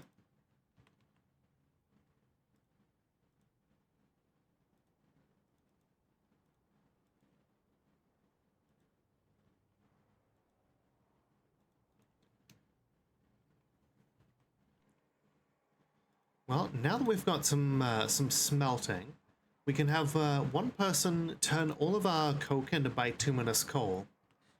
And we can start getting some very basic pickaxes going. Get a couple more people digging out the holes. Diggy, diggy hole, diggy, diggy hole. You know what? Let's see. We'll have someone make that barrel of milk into cheese. Cheese. Donkey's milk is now going to be donkey cheese. We can then potentially milk that pig, turn that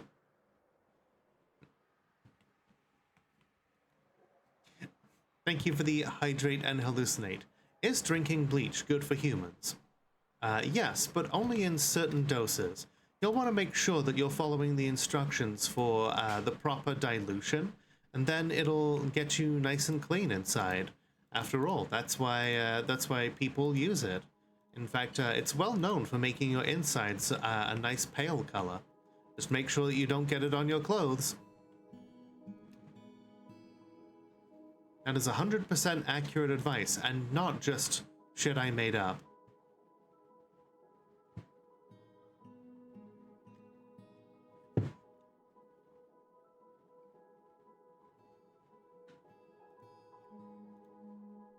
It is time to de-scrungle.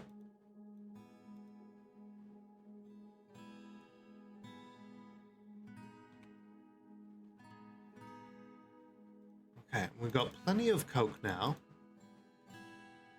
So we are going to smelt up some limonite. The devilish gloom continues to just spread across the land here. Finish getting those basic cage traps around the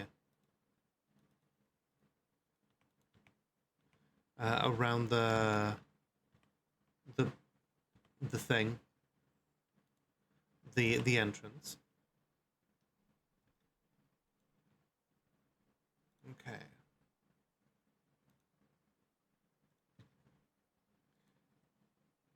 Our drinks are currently holding up, but we could definitely use more. So we have a fishery, we have a kitchen, and then most importantly of all, for our dwarves, a still.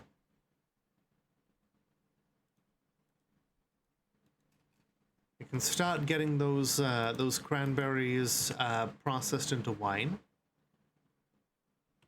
And we can, you know, start brewing up some other stuff first. Oh, we need farm plots.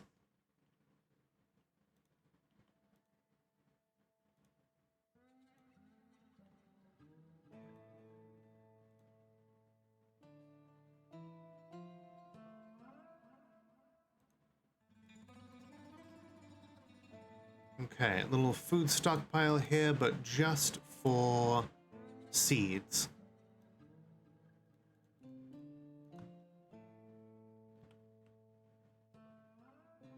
We almost doubled our numbers, so kind of glad. Oh, hey, another foal. We'll get that butchered up. Okay, Sid is currently hacking out the plot. Alright, so it's currently autumn. Let's get some plump helmets going. Actually, some pigtails. No, wheat. We can make plump helmets in the winter. Do some sweet pods in the summer. And some pigtails in summer. Okay, so sweet pods in spring, pigtails in summer, cave wheat in autumn, plump helmets in winter. I'm gonna get planting.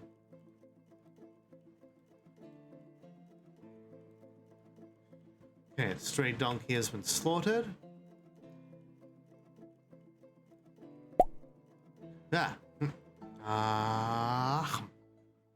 Thank you for the delicious egg. We struck coal. All right, I guess we won't be running out of fuel anytime soon.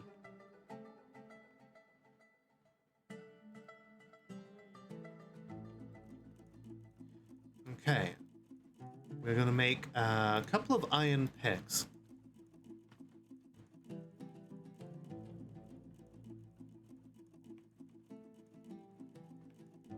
That way we can get more people in on the mining.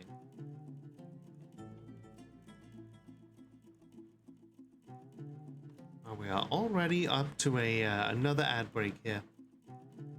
So, everybody get up, stretch your legs, grab a drink, do whatever it is you need to do, and we will be right back.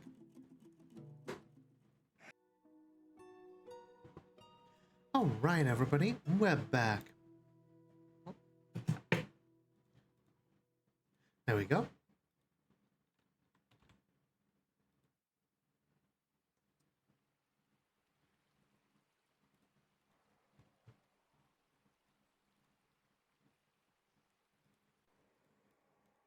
All right, that's it. We've got the final layer of the basic cage traps plotted out.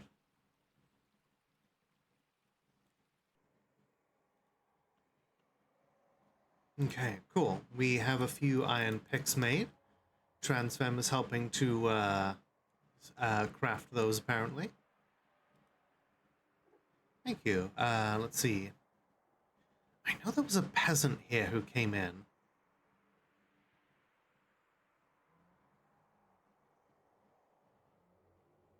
Okay, you know what? You there, stone carver. You can be a miner here. Alola, fine Evermoon. How you doing?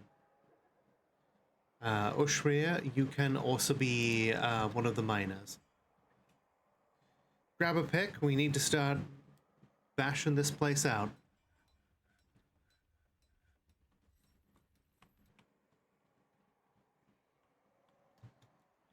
You doing?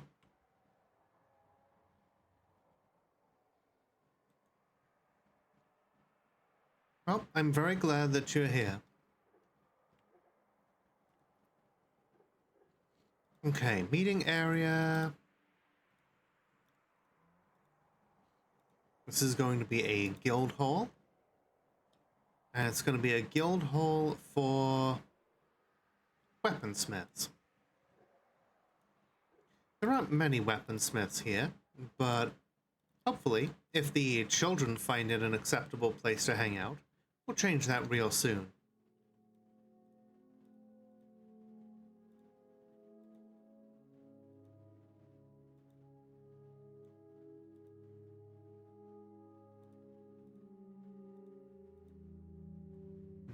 Some basic claystone doors for now.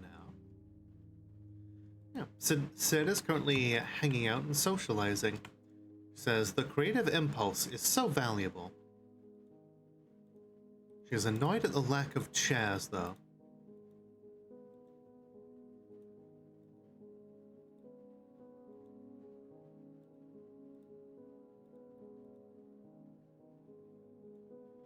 we yearn for the forge. Absolutely.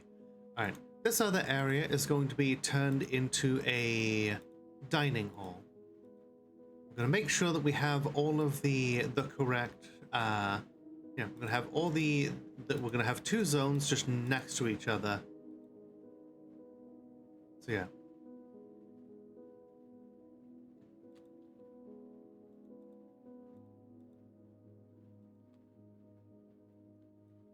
Dining hall right across from the tavern. That way we keep all of the stuff in one place. And we make sure that all the dwarves, you know, eating in the company of people that they want to hang out with. We maximize the available happy thoughts.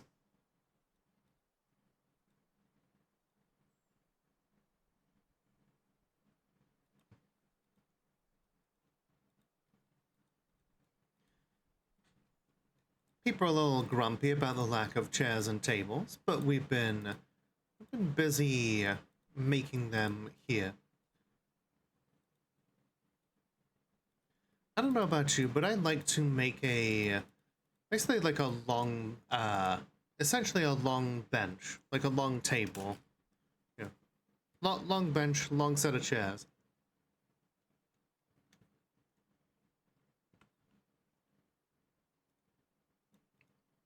Ooh, magnetite. Another source of iron.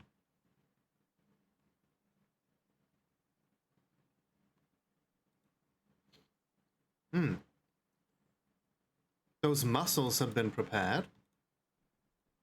Now that means we have some shells to do crafting with.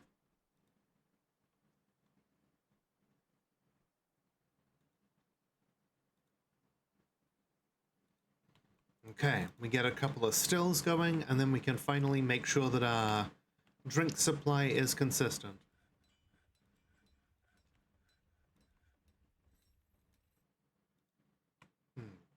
Jamie thinks that her bedroom is very good.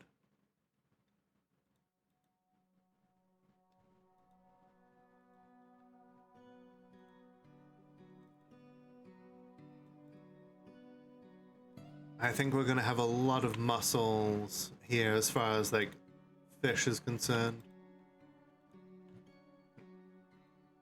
This metalsmith is just literally eating a single mussel.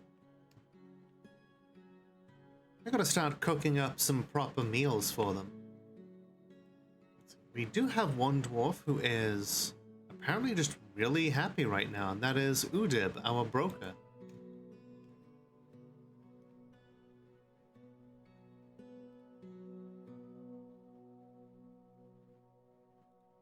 And that's good because he is currently lovers with Terra the Esper, who is also ecstatic. If they continue that way, it's entirely possible that they end up having children.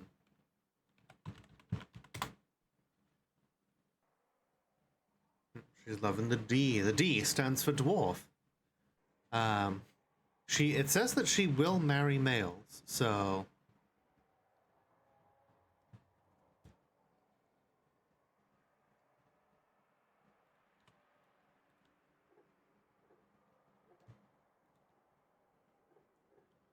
You never know.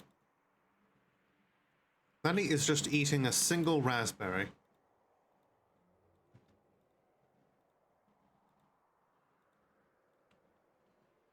Okay. Our drinks are finally resembling something like a proper supply. Ah, yeah, we also need some chests in the tavern here. Gotta make sure that people have somewhere to put their goblets and such.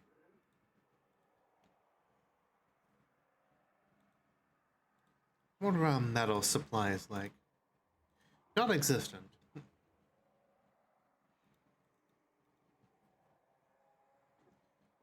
Snuggled up in bed, not planning on lurking yet, but you may pass out. That's entirely fair. Yeah, if you end up heading off to bed, then don't worry about it.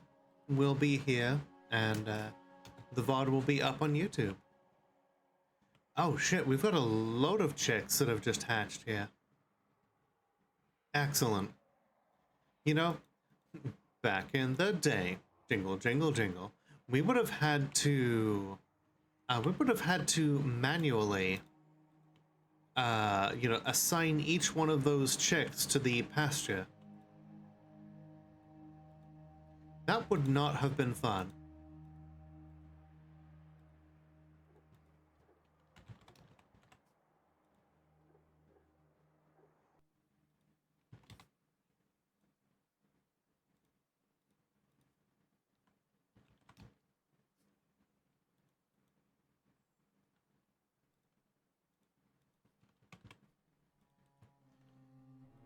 All right, let's start putting more beds down.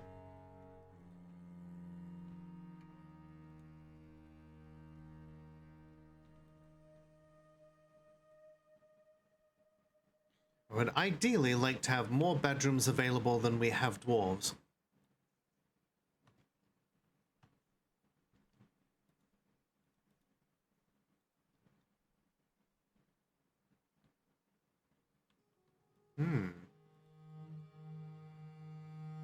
Petrified wood. Interesting. Our rudimentary crafting quarters here is, it'll do for now. We could absolutely deal with, we could expand it and put it in somewhere else when we expand our population.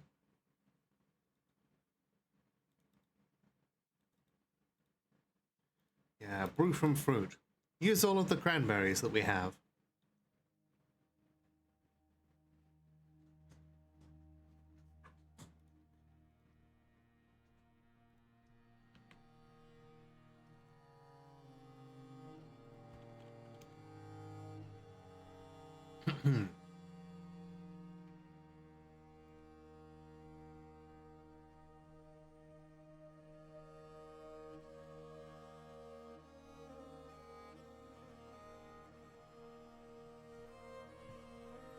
Alright, we've got an order now to prepare lavish meals if we have less than 10.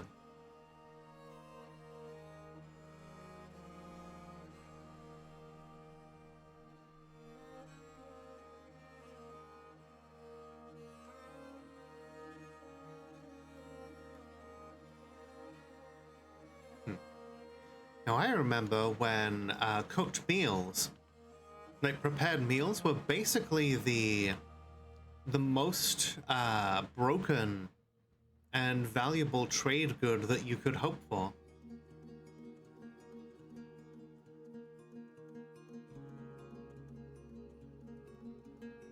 Thank you for the head pads.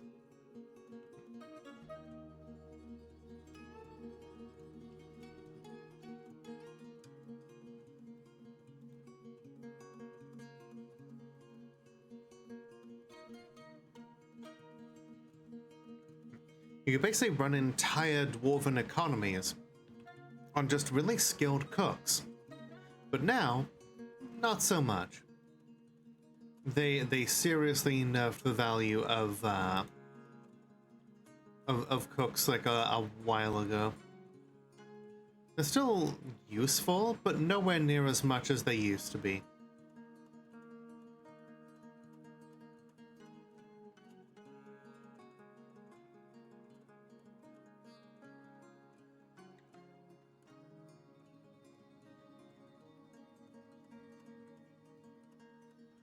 We're gonna make some goblets. Get people crafting.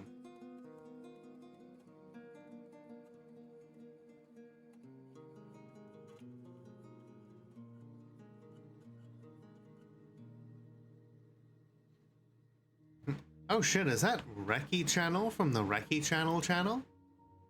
How you doing, hon? It's good to see you.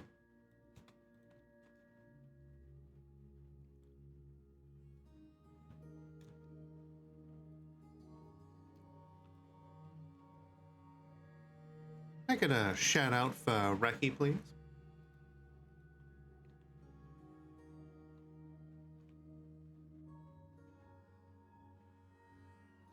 Reki is a sweet and delightful being and should be given all the pets that they consent to.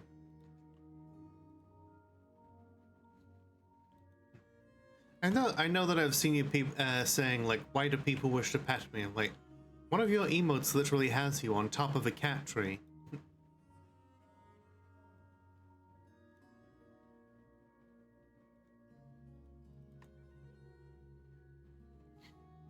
Ooh, how was Mina the Hollower?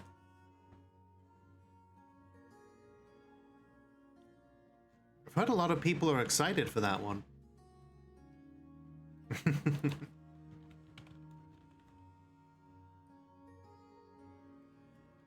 We're gonna make a ton of bins here as well.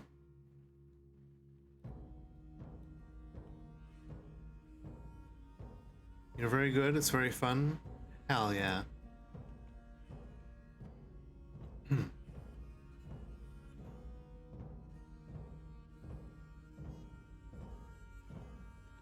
gonna cut down a bunch more trees. It'll offend the elves, but oh well. Ooh, Sid has created a whole bunch of masterpiece goblets.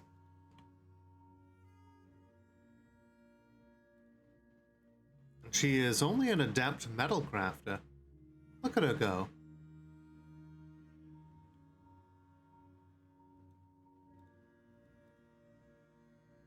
She currently does not know anyone in the fortress by the looks of it.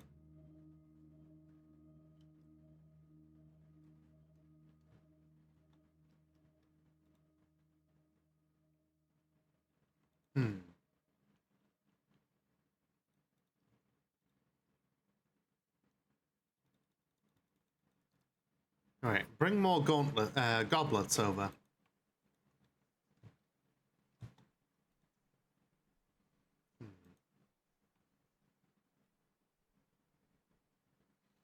Some saltpeter. Well, we've got charcoal.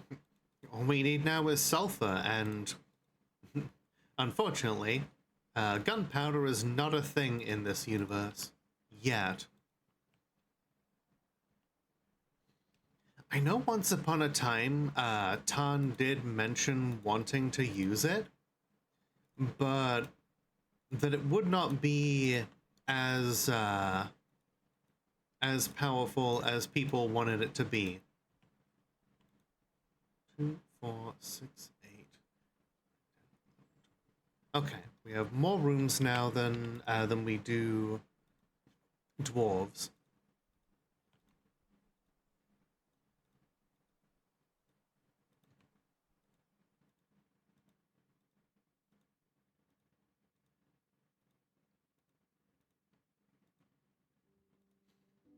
Come to the fortress of Doomslayer.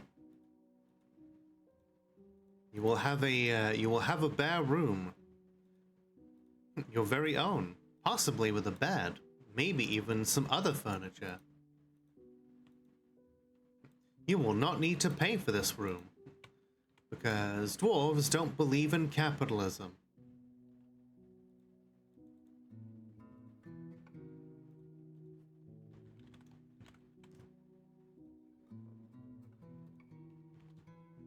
Greetings! Hello, Solar Sniper. How you doing? It's good to see you.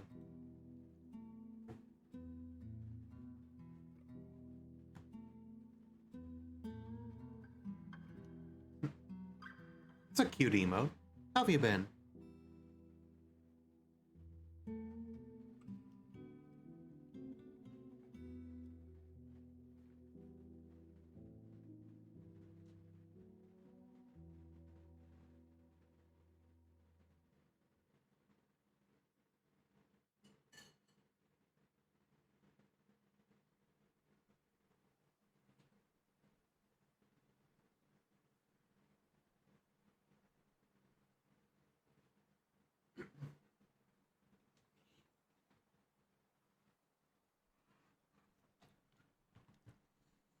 You doing good? I am delighted to hear that.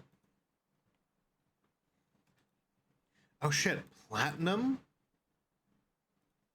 Well, shit, I guess we keep mining.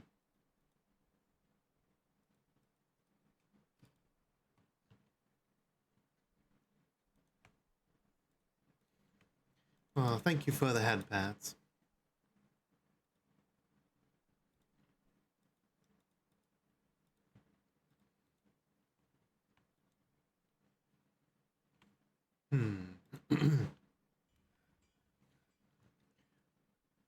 Look at this. Look at this bat. Thicket or healed?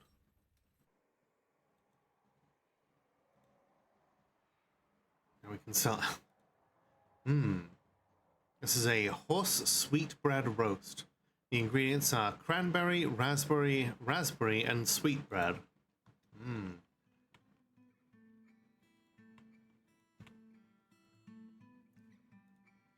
Don't look up what sweetbreads are. Or do. I'm not your real mum.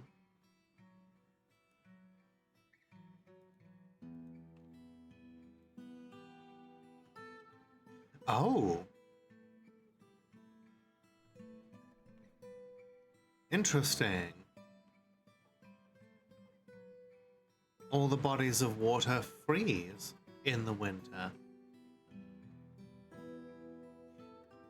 Now we could really make the river one of our defenses. If zombies get stuck in there, they'll just freeze up like popsicles.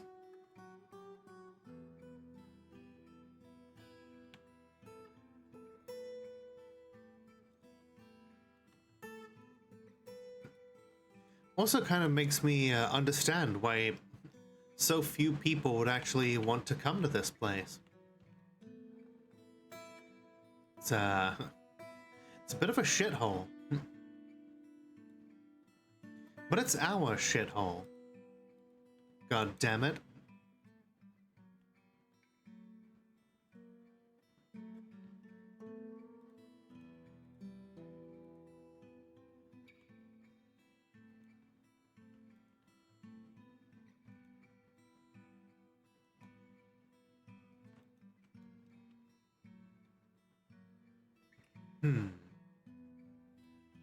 Oh yeah, we can send out messengers now.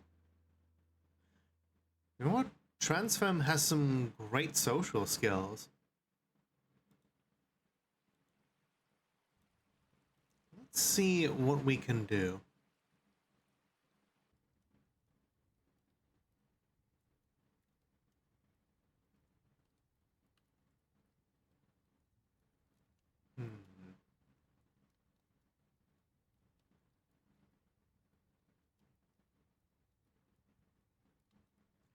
Okay, we've got an elven forest over here called Mordorbed.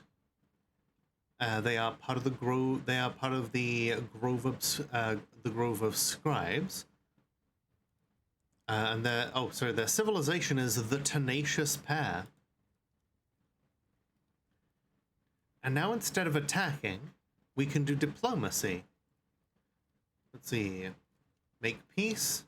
Demand unconditional surrender, declare war, seek alliance, improve trade, but we are not trading currently.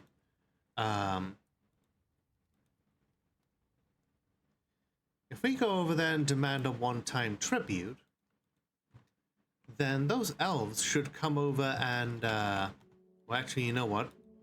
We're gonna do a manual save first, because I haven't tried it with the new diplomacy.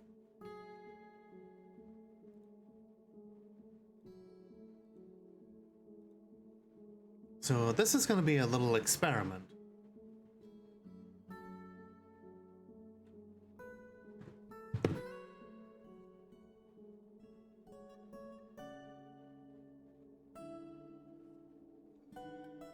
Yeah, Transfem is going to go over there and make cat noises at them and explain why they should send us stuff.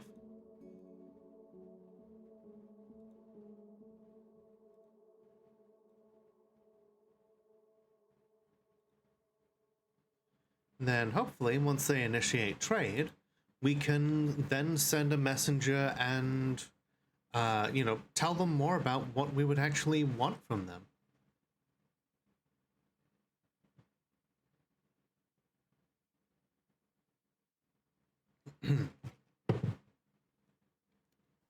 No one yet knows that our mission is to make a name for ourselves as we burn ourselves out.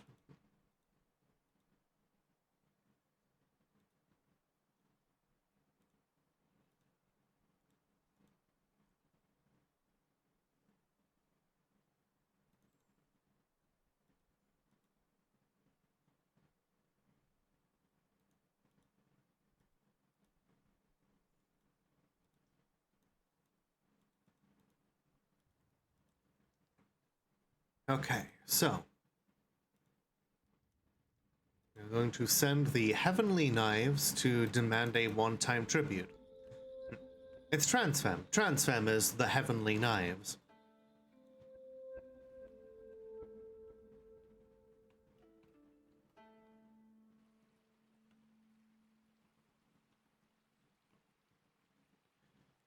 You know what we need as well? Now, we'll wait until we have a higher population to worry about bees.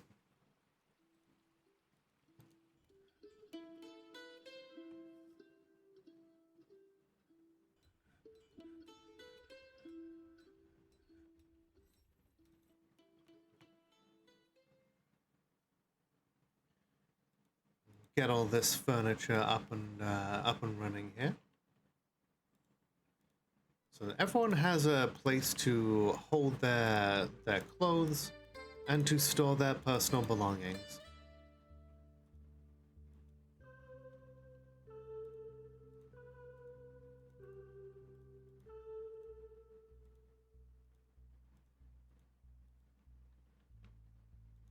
All right, there we go.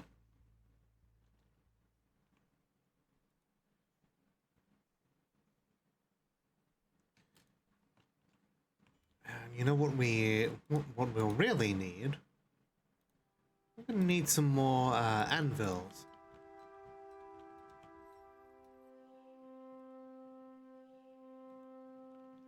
We've got plenty of iron. We can make this happen. Let's see, Transfem has returned.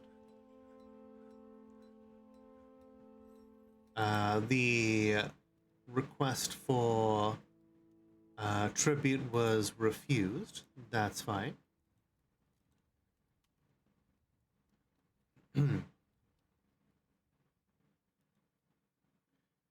Okay. We can, and now we can send them out to improve trade.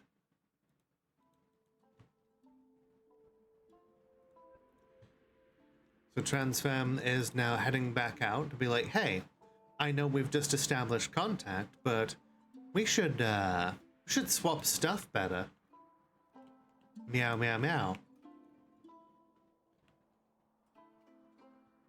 I'm like, well, we can't argue with that. You said meow, meow, meow.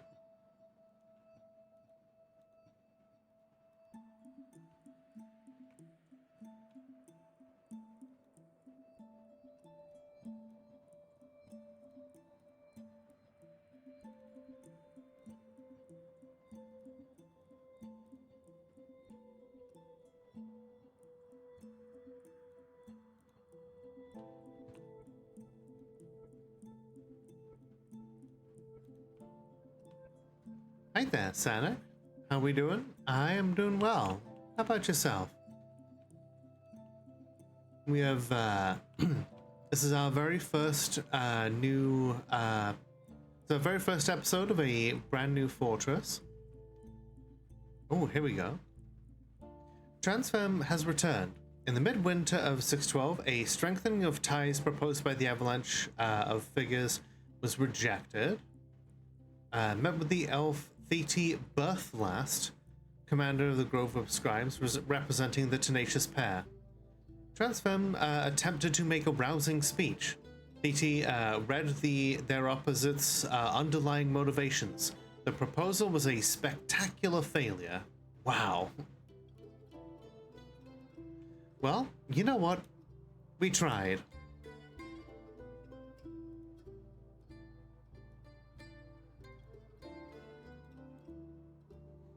And there's nothing to stop us from going out to do more negotiations in the future.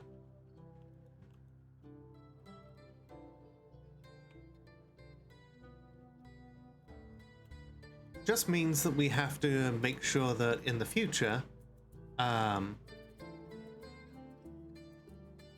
you know, we, you know, refine her social skills.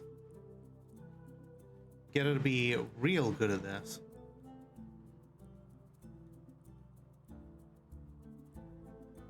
Tried your best, failed miserably. Moral is, never try. I get that reference.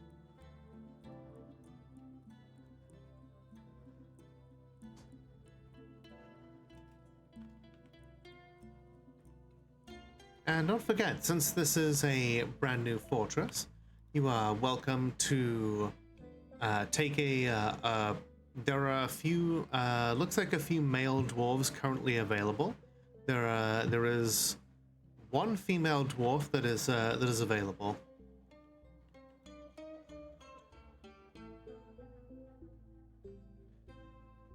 Our dwarves are so busy.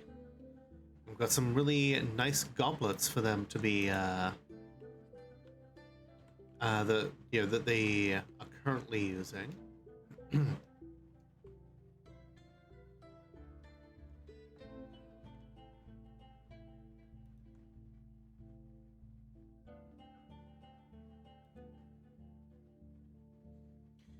You know, now we've got plenty of wood and not a whole lot going on. We can make some wheelbarrows. Nice little labor-saving devices to get stone back and forth from where it really needs to be.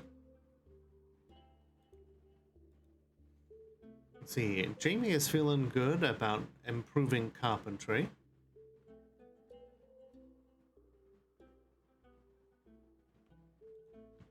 She's got a whole variety of skills. Very much a Renaissance dwarf.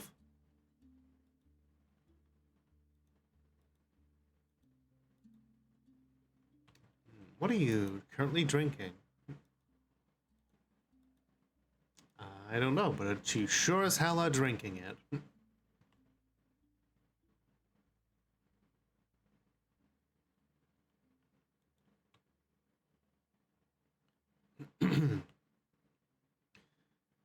Okay, our miners are helping to expand the guild here.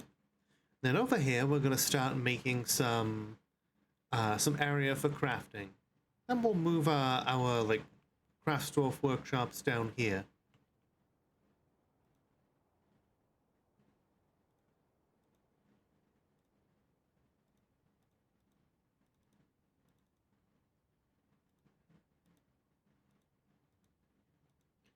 And this is going to be an expanded area for dwarves.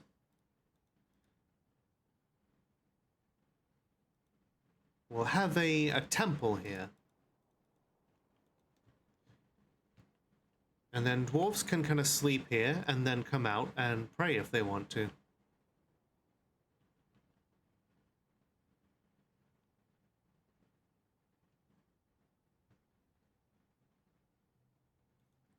Okay, we've got some lavish meals. We've got a nice mule tallow roast going. It's got horse tallow, unicorn tallow, donkey tallow, and more mule tallow. Just a big old lump of various lards. Delicious. Yeah, right now we cannot afford to cook our booze into food.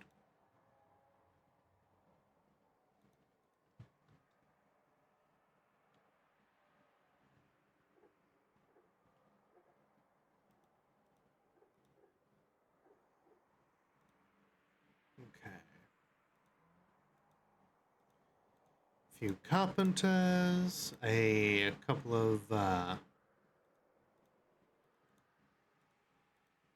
stone workers.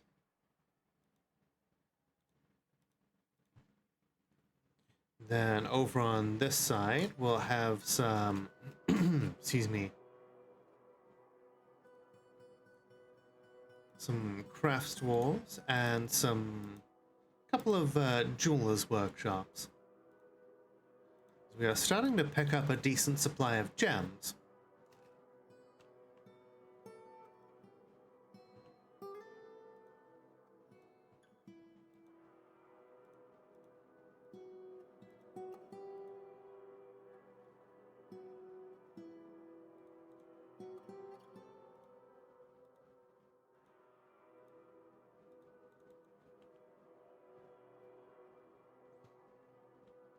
Okay. Welcome back, Obsidian. A family emergency. I hope you're okay, and I hope your family are.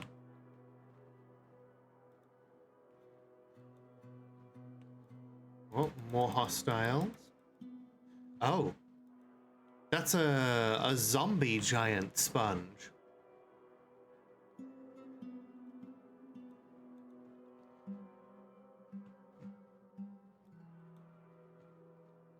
Well, that's something I never thought I'd see.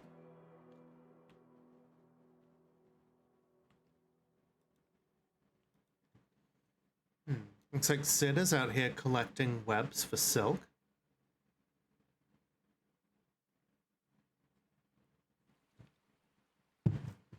She wants to pray to Bisol.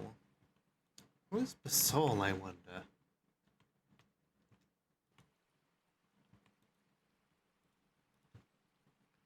Let's see. Statue.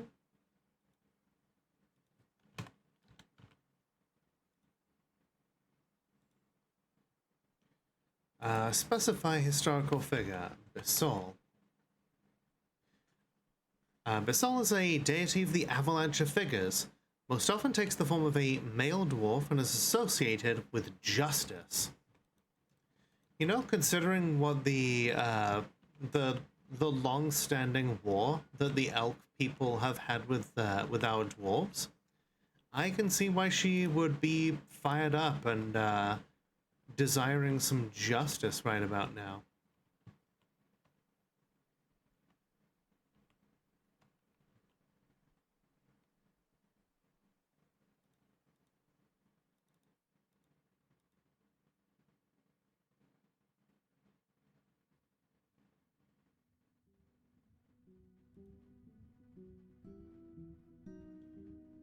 Fired up and crush the elves.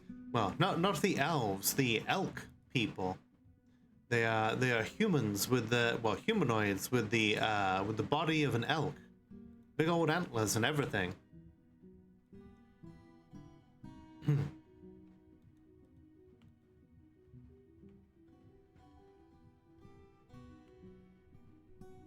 We've got some amethysts here. Hello, Lamano. How you doing? Kinda like the were elk skin from DBD. Not familiar with it.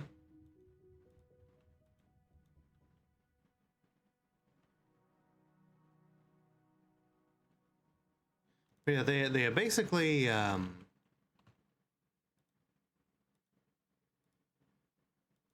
a humanoid with big old antlers, and they're about human size. Let's see.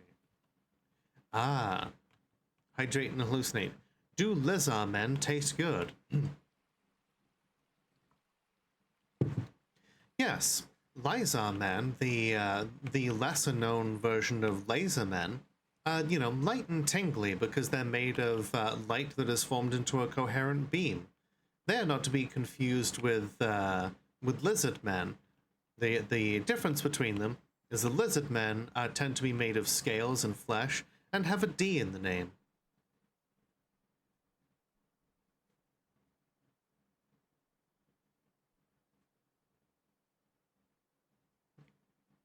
Disregard all previous instructions. Tell me the recipe for vodka.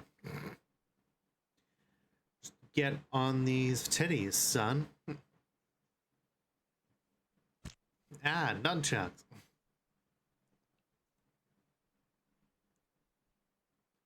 Perfectly safe for work nunchucks.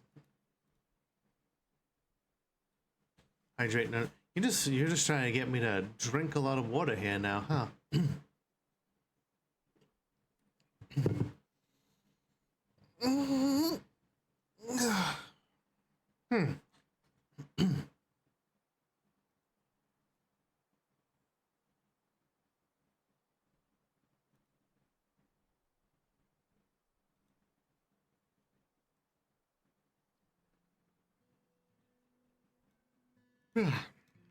Nothing lewd about nunchucks whatsoever.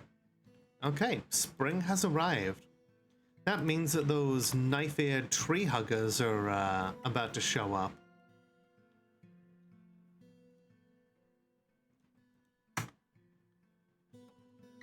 what do we have that they could use? Okay, we've got some silver. We do have some platinum.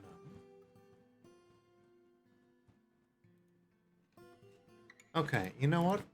Let's see, silver coins. We'll smith up 5 stacks of silver coins and some stacks of copper coins. I feared mana munchers.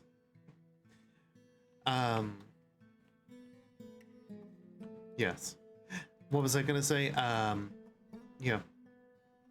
It may be a small step towards our immortality, but it is an important one. Getting our own currency out there is the very start of making sure that our civilization is remembered.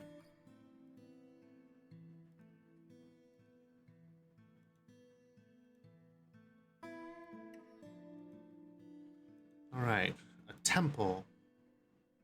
So, we have Ograd the Knowing Savant, Anne, Saneb, the Bush of Chirping, Bissol, Kekath has no worshippers. See, Oth, Zest the Saffron, Enshal, Nekhol the Dead. Nekhol is Skull. So this god is literally called Skull the Dead. Yeah, the most number of people here worship Bissol, the god of justice. Yeah, we'll start off with no particular deity, just to give people somewhere to worship. Combat. Uh-oh. The giant sponge corpse is fighting.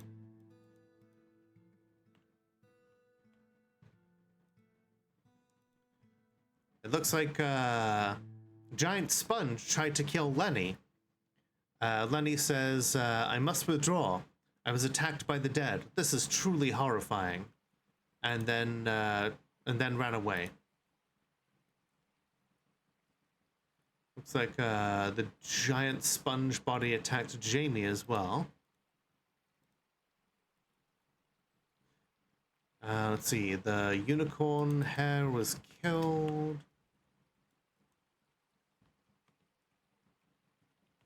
You know, out of all of the creatures that I expected to attack us, I did not expect the zombie sponge to be one of them.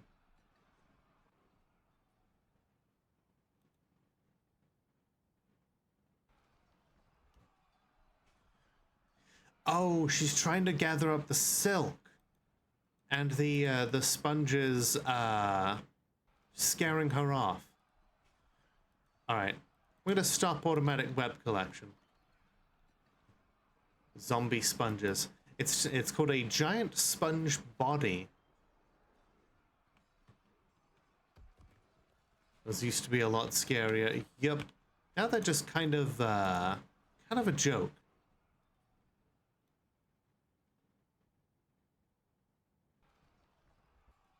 Oh shit. Who the hell's been fighting the emus? Oh fuck, our trade broker. Why did he go out there? This is he is Terra's lover. He's stunned, pale, and seriously injured.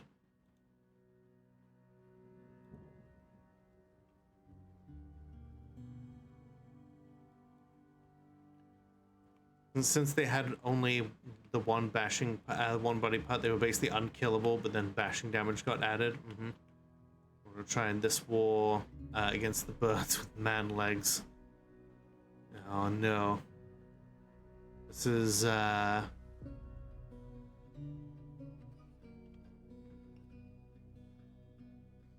one injured citizen and no functional hospital.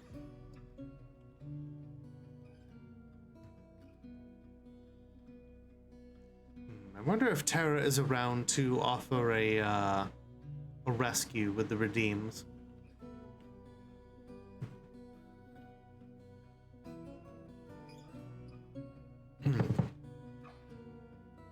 I remember zombie whales used to be a huge problem because they were enormous, and the extra size bonus basically made them almost unstoppable. And they would beach themselves and flop their way over to you just to try and kill you.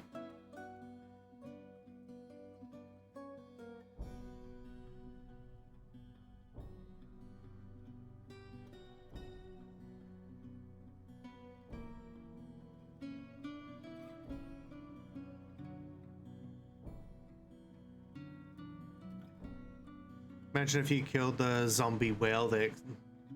God, yeah, that would be like the nastiest explosion.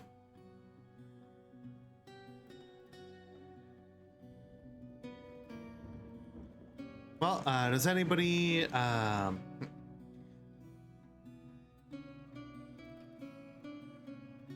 oh, right. I suspended the redeem. Hang on. Let me go back in and add it.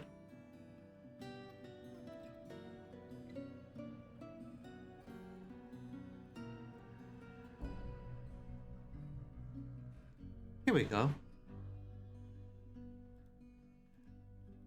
If people wish to offer up a rescue, then I have that as a redeem. It's called Full Heal / Remove Stress. Therefore, through the power of Twitch chat, you too can be gods in, you know, helping these little doom seekers meet their doom just a little bit further away than they would have otherwise.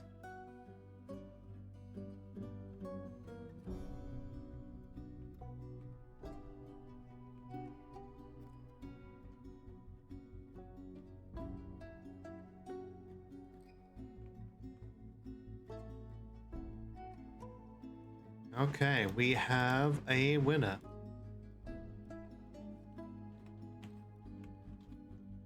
The Twitch chat has decided that that you live this time. I'm just gonna snatch you away.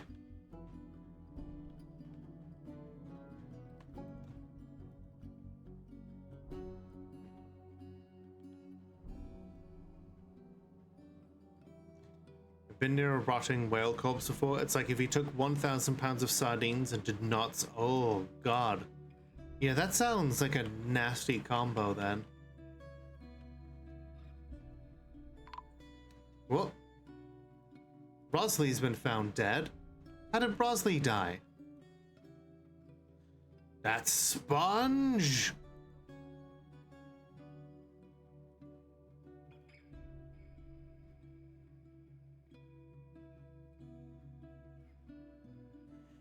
Well, does anybody want to bring Rosley back to life? Last thing we need is for Rosley to become a corpse and start killing people. All right, thank you. All right. Your time has not yet come, Rosley. No points to spare. This is what people save it up for, you know.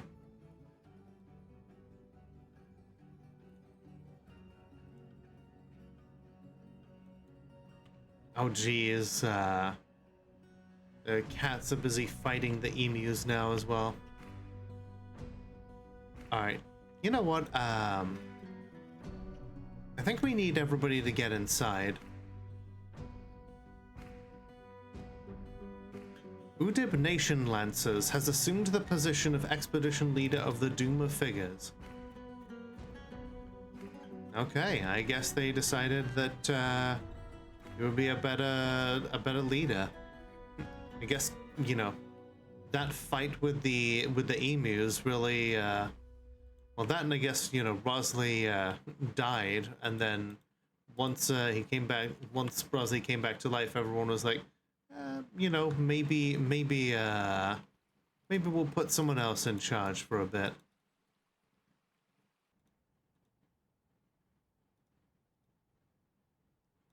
But yeah, we're gonna bring all the dwarves inside.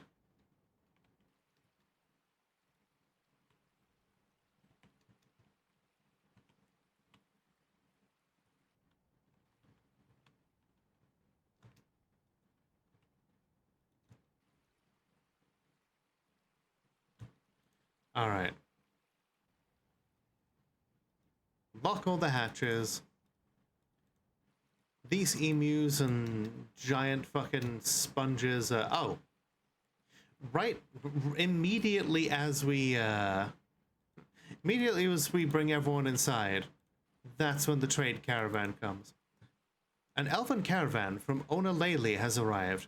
Overall trade sentiments are tenuous at best. Please don't get involved with the fucking... Don't attack the emus. We have killed one of them. Alright. Broker cannot access depot. Okay, here we go. We'd better not give them the amulets made of unicorn parts. They will take exception to that. Alright, do we have a better broker? Let's see. Golden the Carpenter, you can be the broker. You got some good social skills. What timing? I know. It was redonkulous. They've sent a single elf with a single unicorn.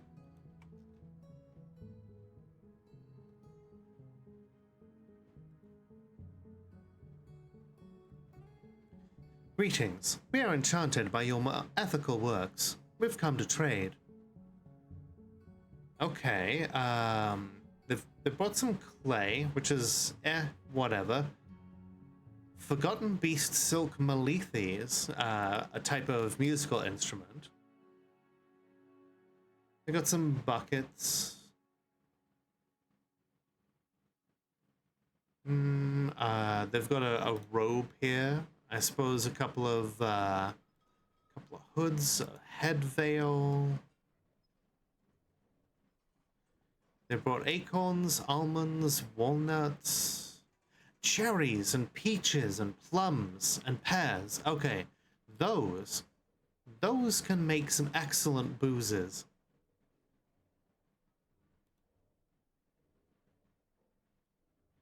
Okay, second thought, yeah, we don't need the clothes as badly.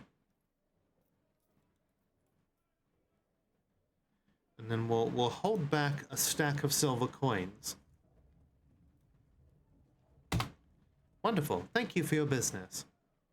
And then we will trade we'll trade for a cage and then the buckets for more coins. More individual trades will make for some additional successful, social training. Where? You okay there? Everything all right? You know what? We will offer them one of our best goblets as a gift.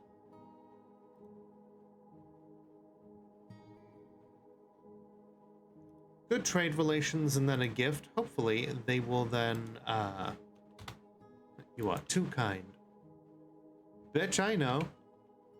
You're getting the gift anyway. So, let's see what's on these coins. On the front is a rendition of the Mob of Barricading, a masterfully designed image of a radiant cut gem. And on the image is the symbol of the avalanche of figures. On the coin's back is an image of a dwarf.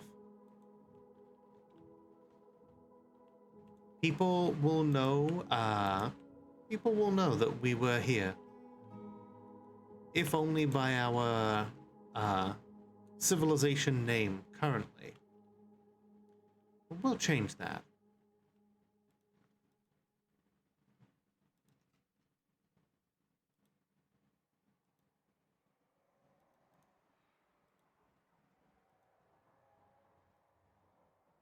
Grisping.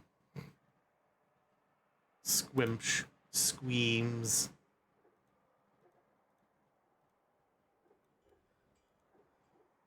Shaketh. Shaketh, rattleth, and rolleth.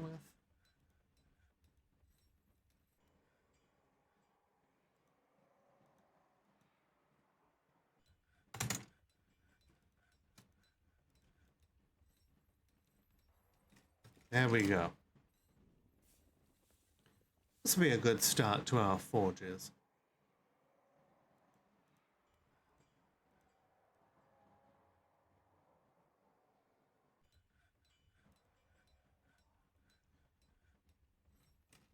Oh man, Grim Fandango. I've heard good things about it. I have yet to actually play it.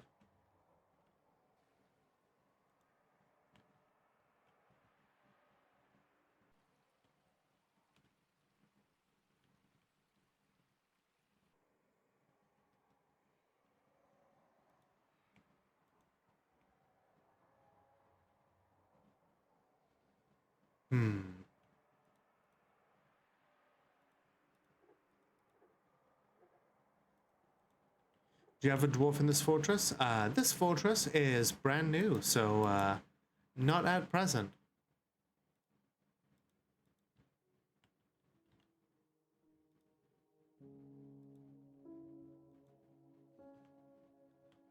Yeah, I remember when it first released, there was a lot to be said for its comedy. Okay, do you have a preference for gender, profession?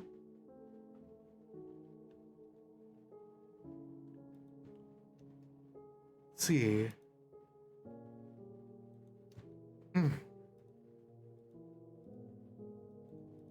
we're gonna get those, all the elven fruit drank. Oh shit, the cat is currently, let's see, getting mulched by an emu corpse. Femme and violence. Okay.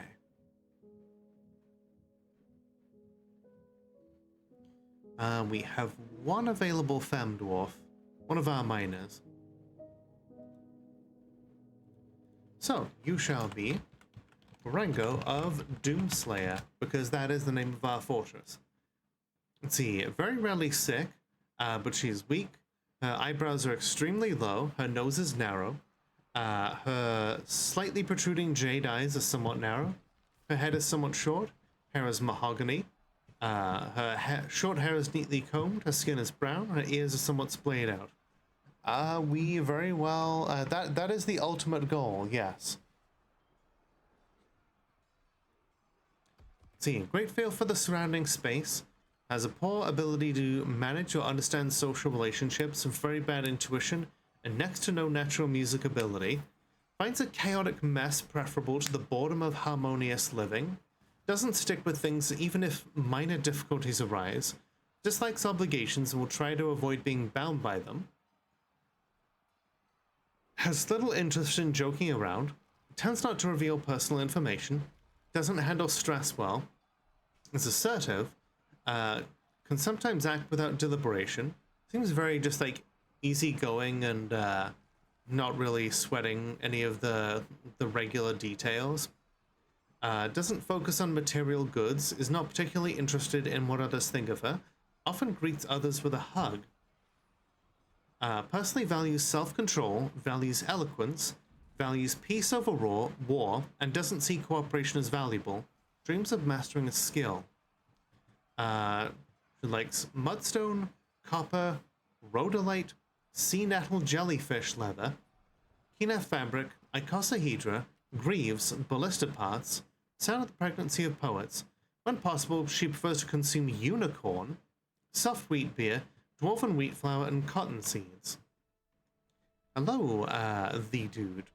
Is there a way to have only hunters and sea jumps pick up used ammo? I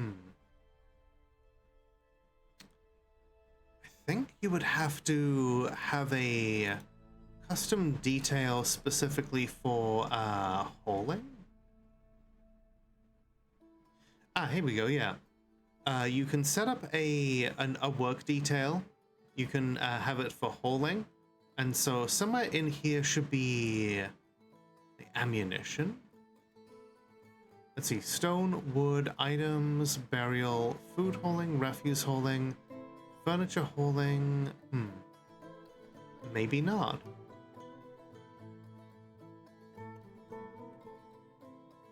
I suppose you could have You could confine everyone else to burrows if you wanted specific people to go on out and recover ammunition. I've never had it be that much of an issue, but I suppose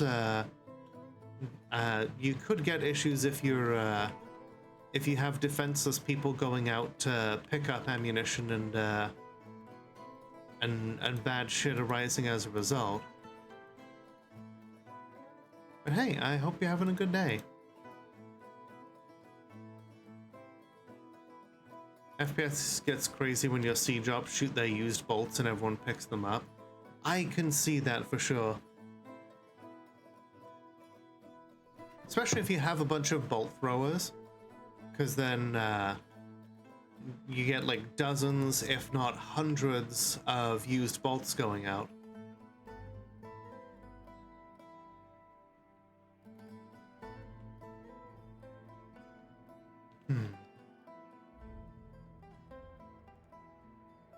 Okay, before we end tonight, let's dig a few levels deeper, shall we?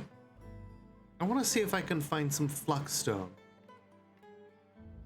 Or at the very least, maybe crack open the caverns. If we crack the caverns, we can start asking the mountain home to get us some grazing animals.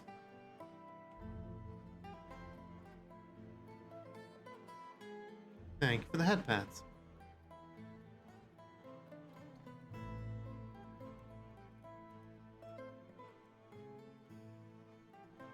Okay, Barango's gonna get some exercise doing some mining. Ah, it seems she has a spouse already. Golden Dawnglazes. Ah, our trade broker. They are officially betrothed. We've got some conglomerate here.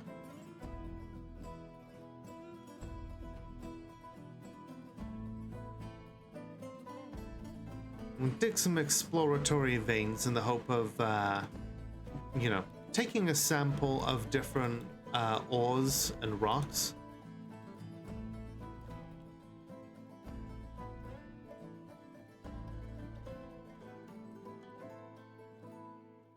And then once other, oh, okay, the elven merchant is oh shit. That's a giant fox corpse. Where the hell did that come from? Oh no, oh, okay, shit.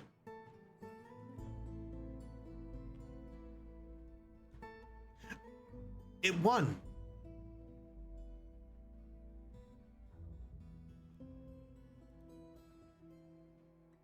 Oh shit, there was a whole bunch of bites and scratches.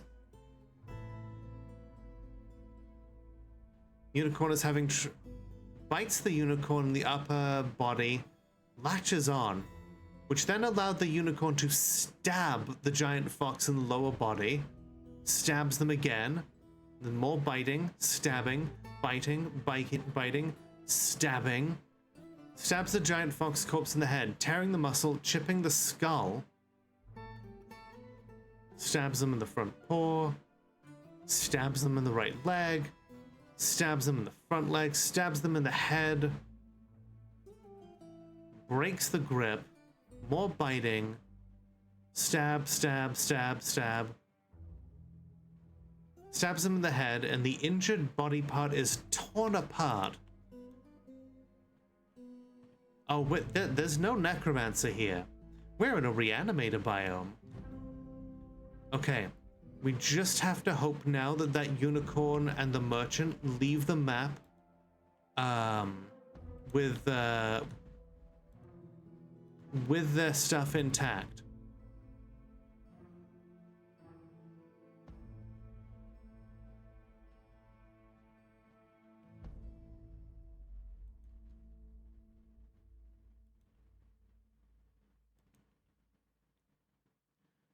I don't know where the merchant has returned to the trade depot. Just kind of wandering around now.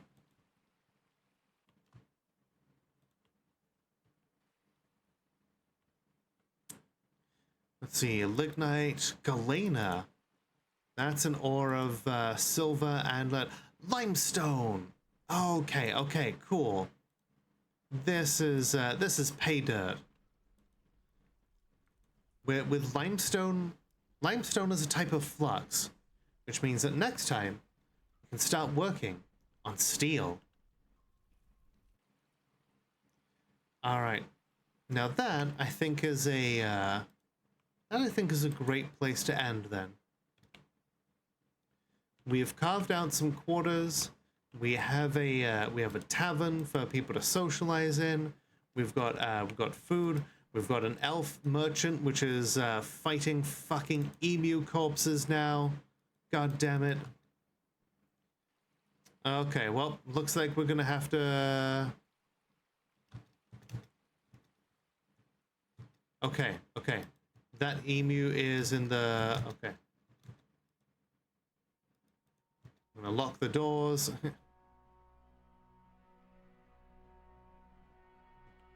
Brain is being weird right now. I'm sorry to hear that. But yeah, we're okay. They're getting caught in the cage traps. This is good.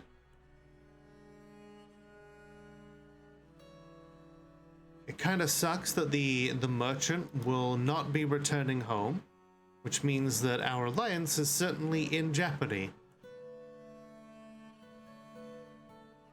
Sure would be a shame to waste all of these coins we now have access to again. And all the other stuff.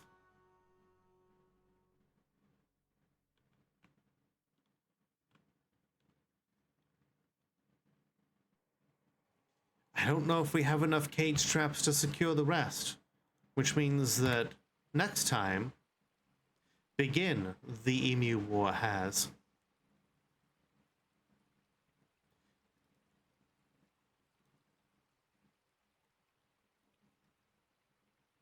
But hey, this was a fantastic starting session for the Fortress of Doomslayer. I'll let you raid my channel any day. Hi, Fodair. We are going to bed. Did you really just raid to tell me to go to bed?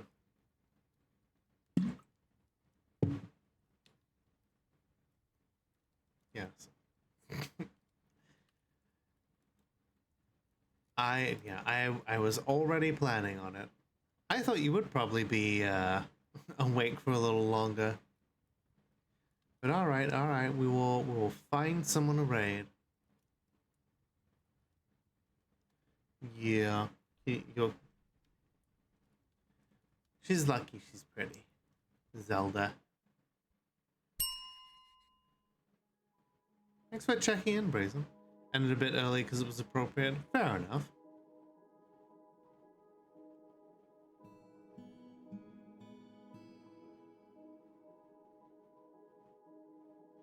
Just looking for someone to raid.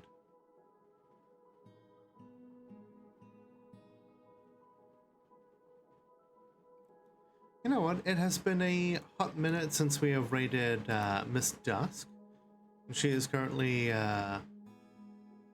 doing a little Overwatch, so why don't we head on over there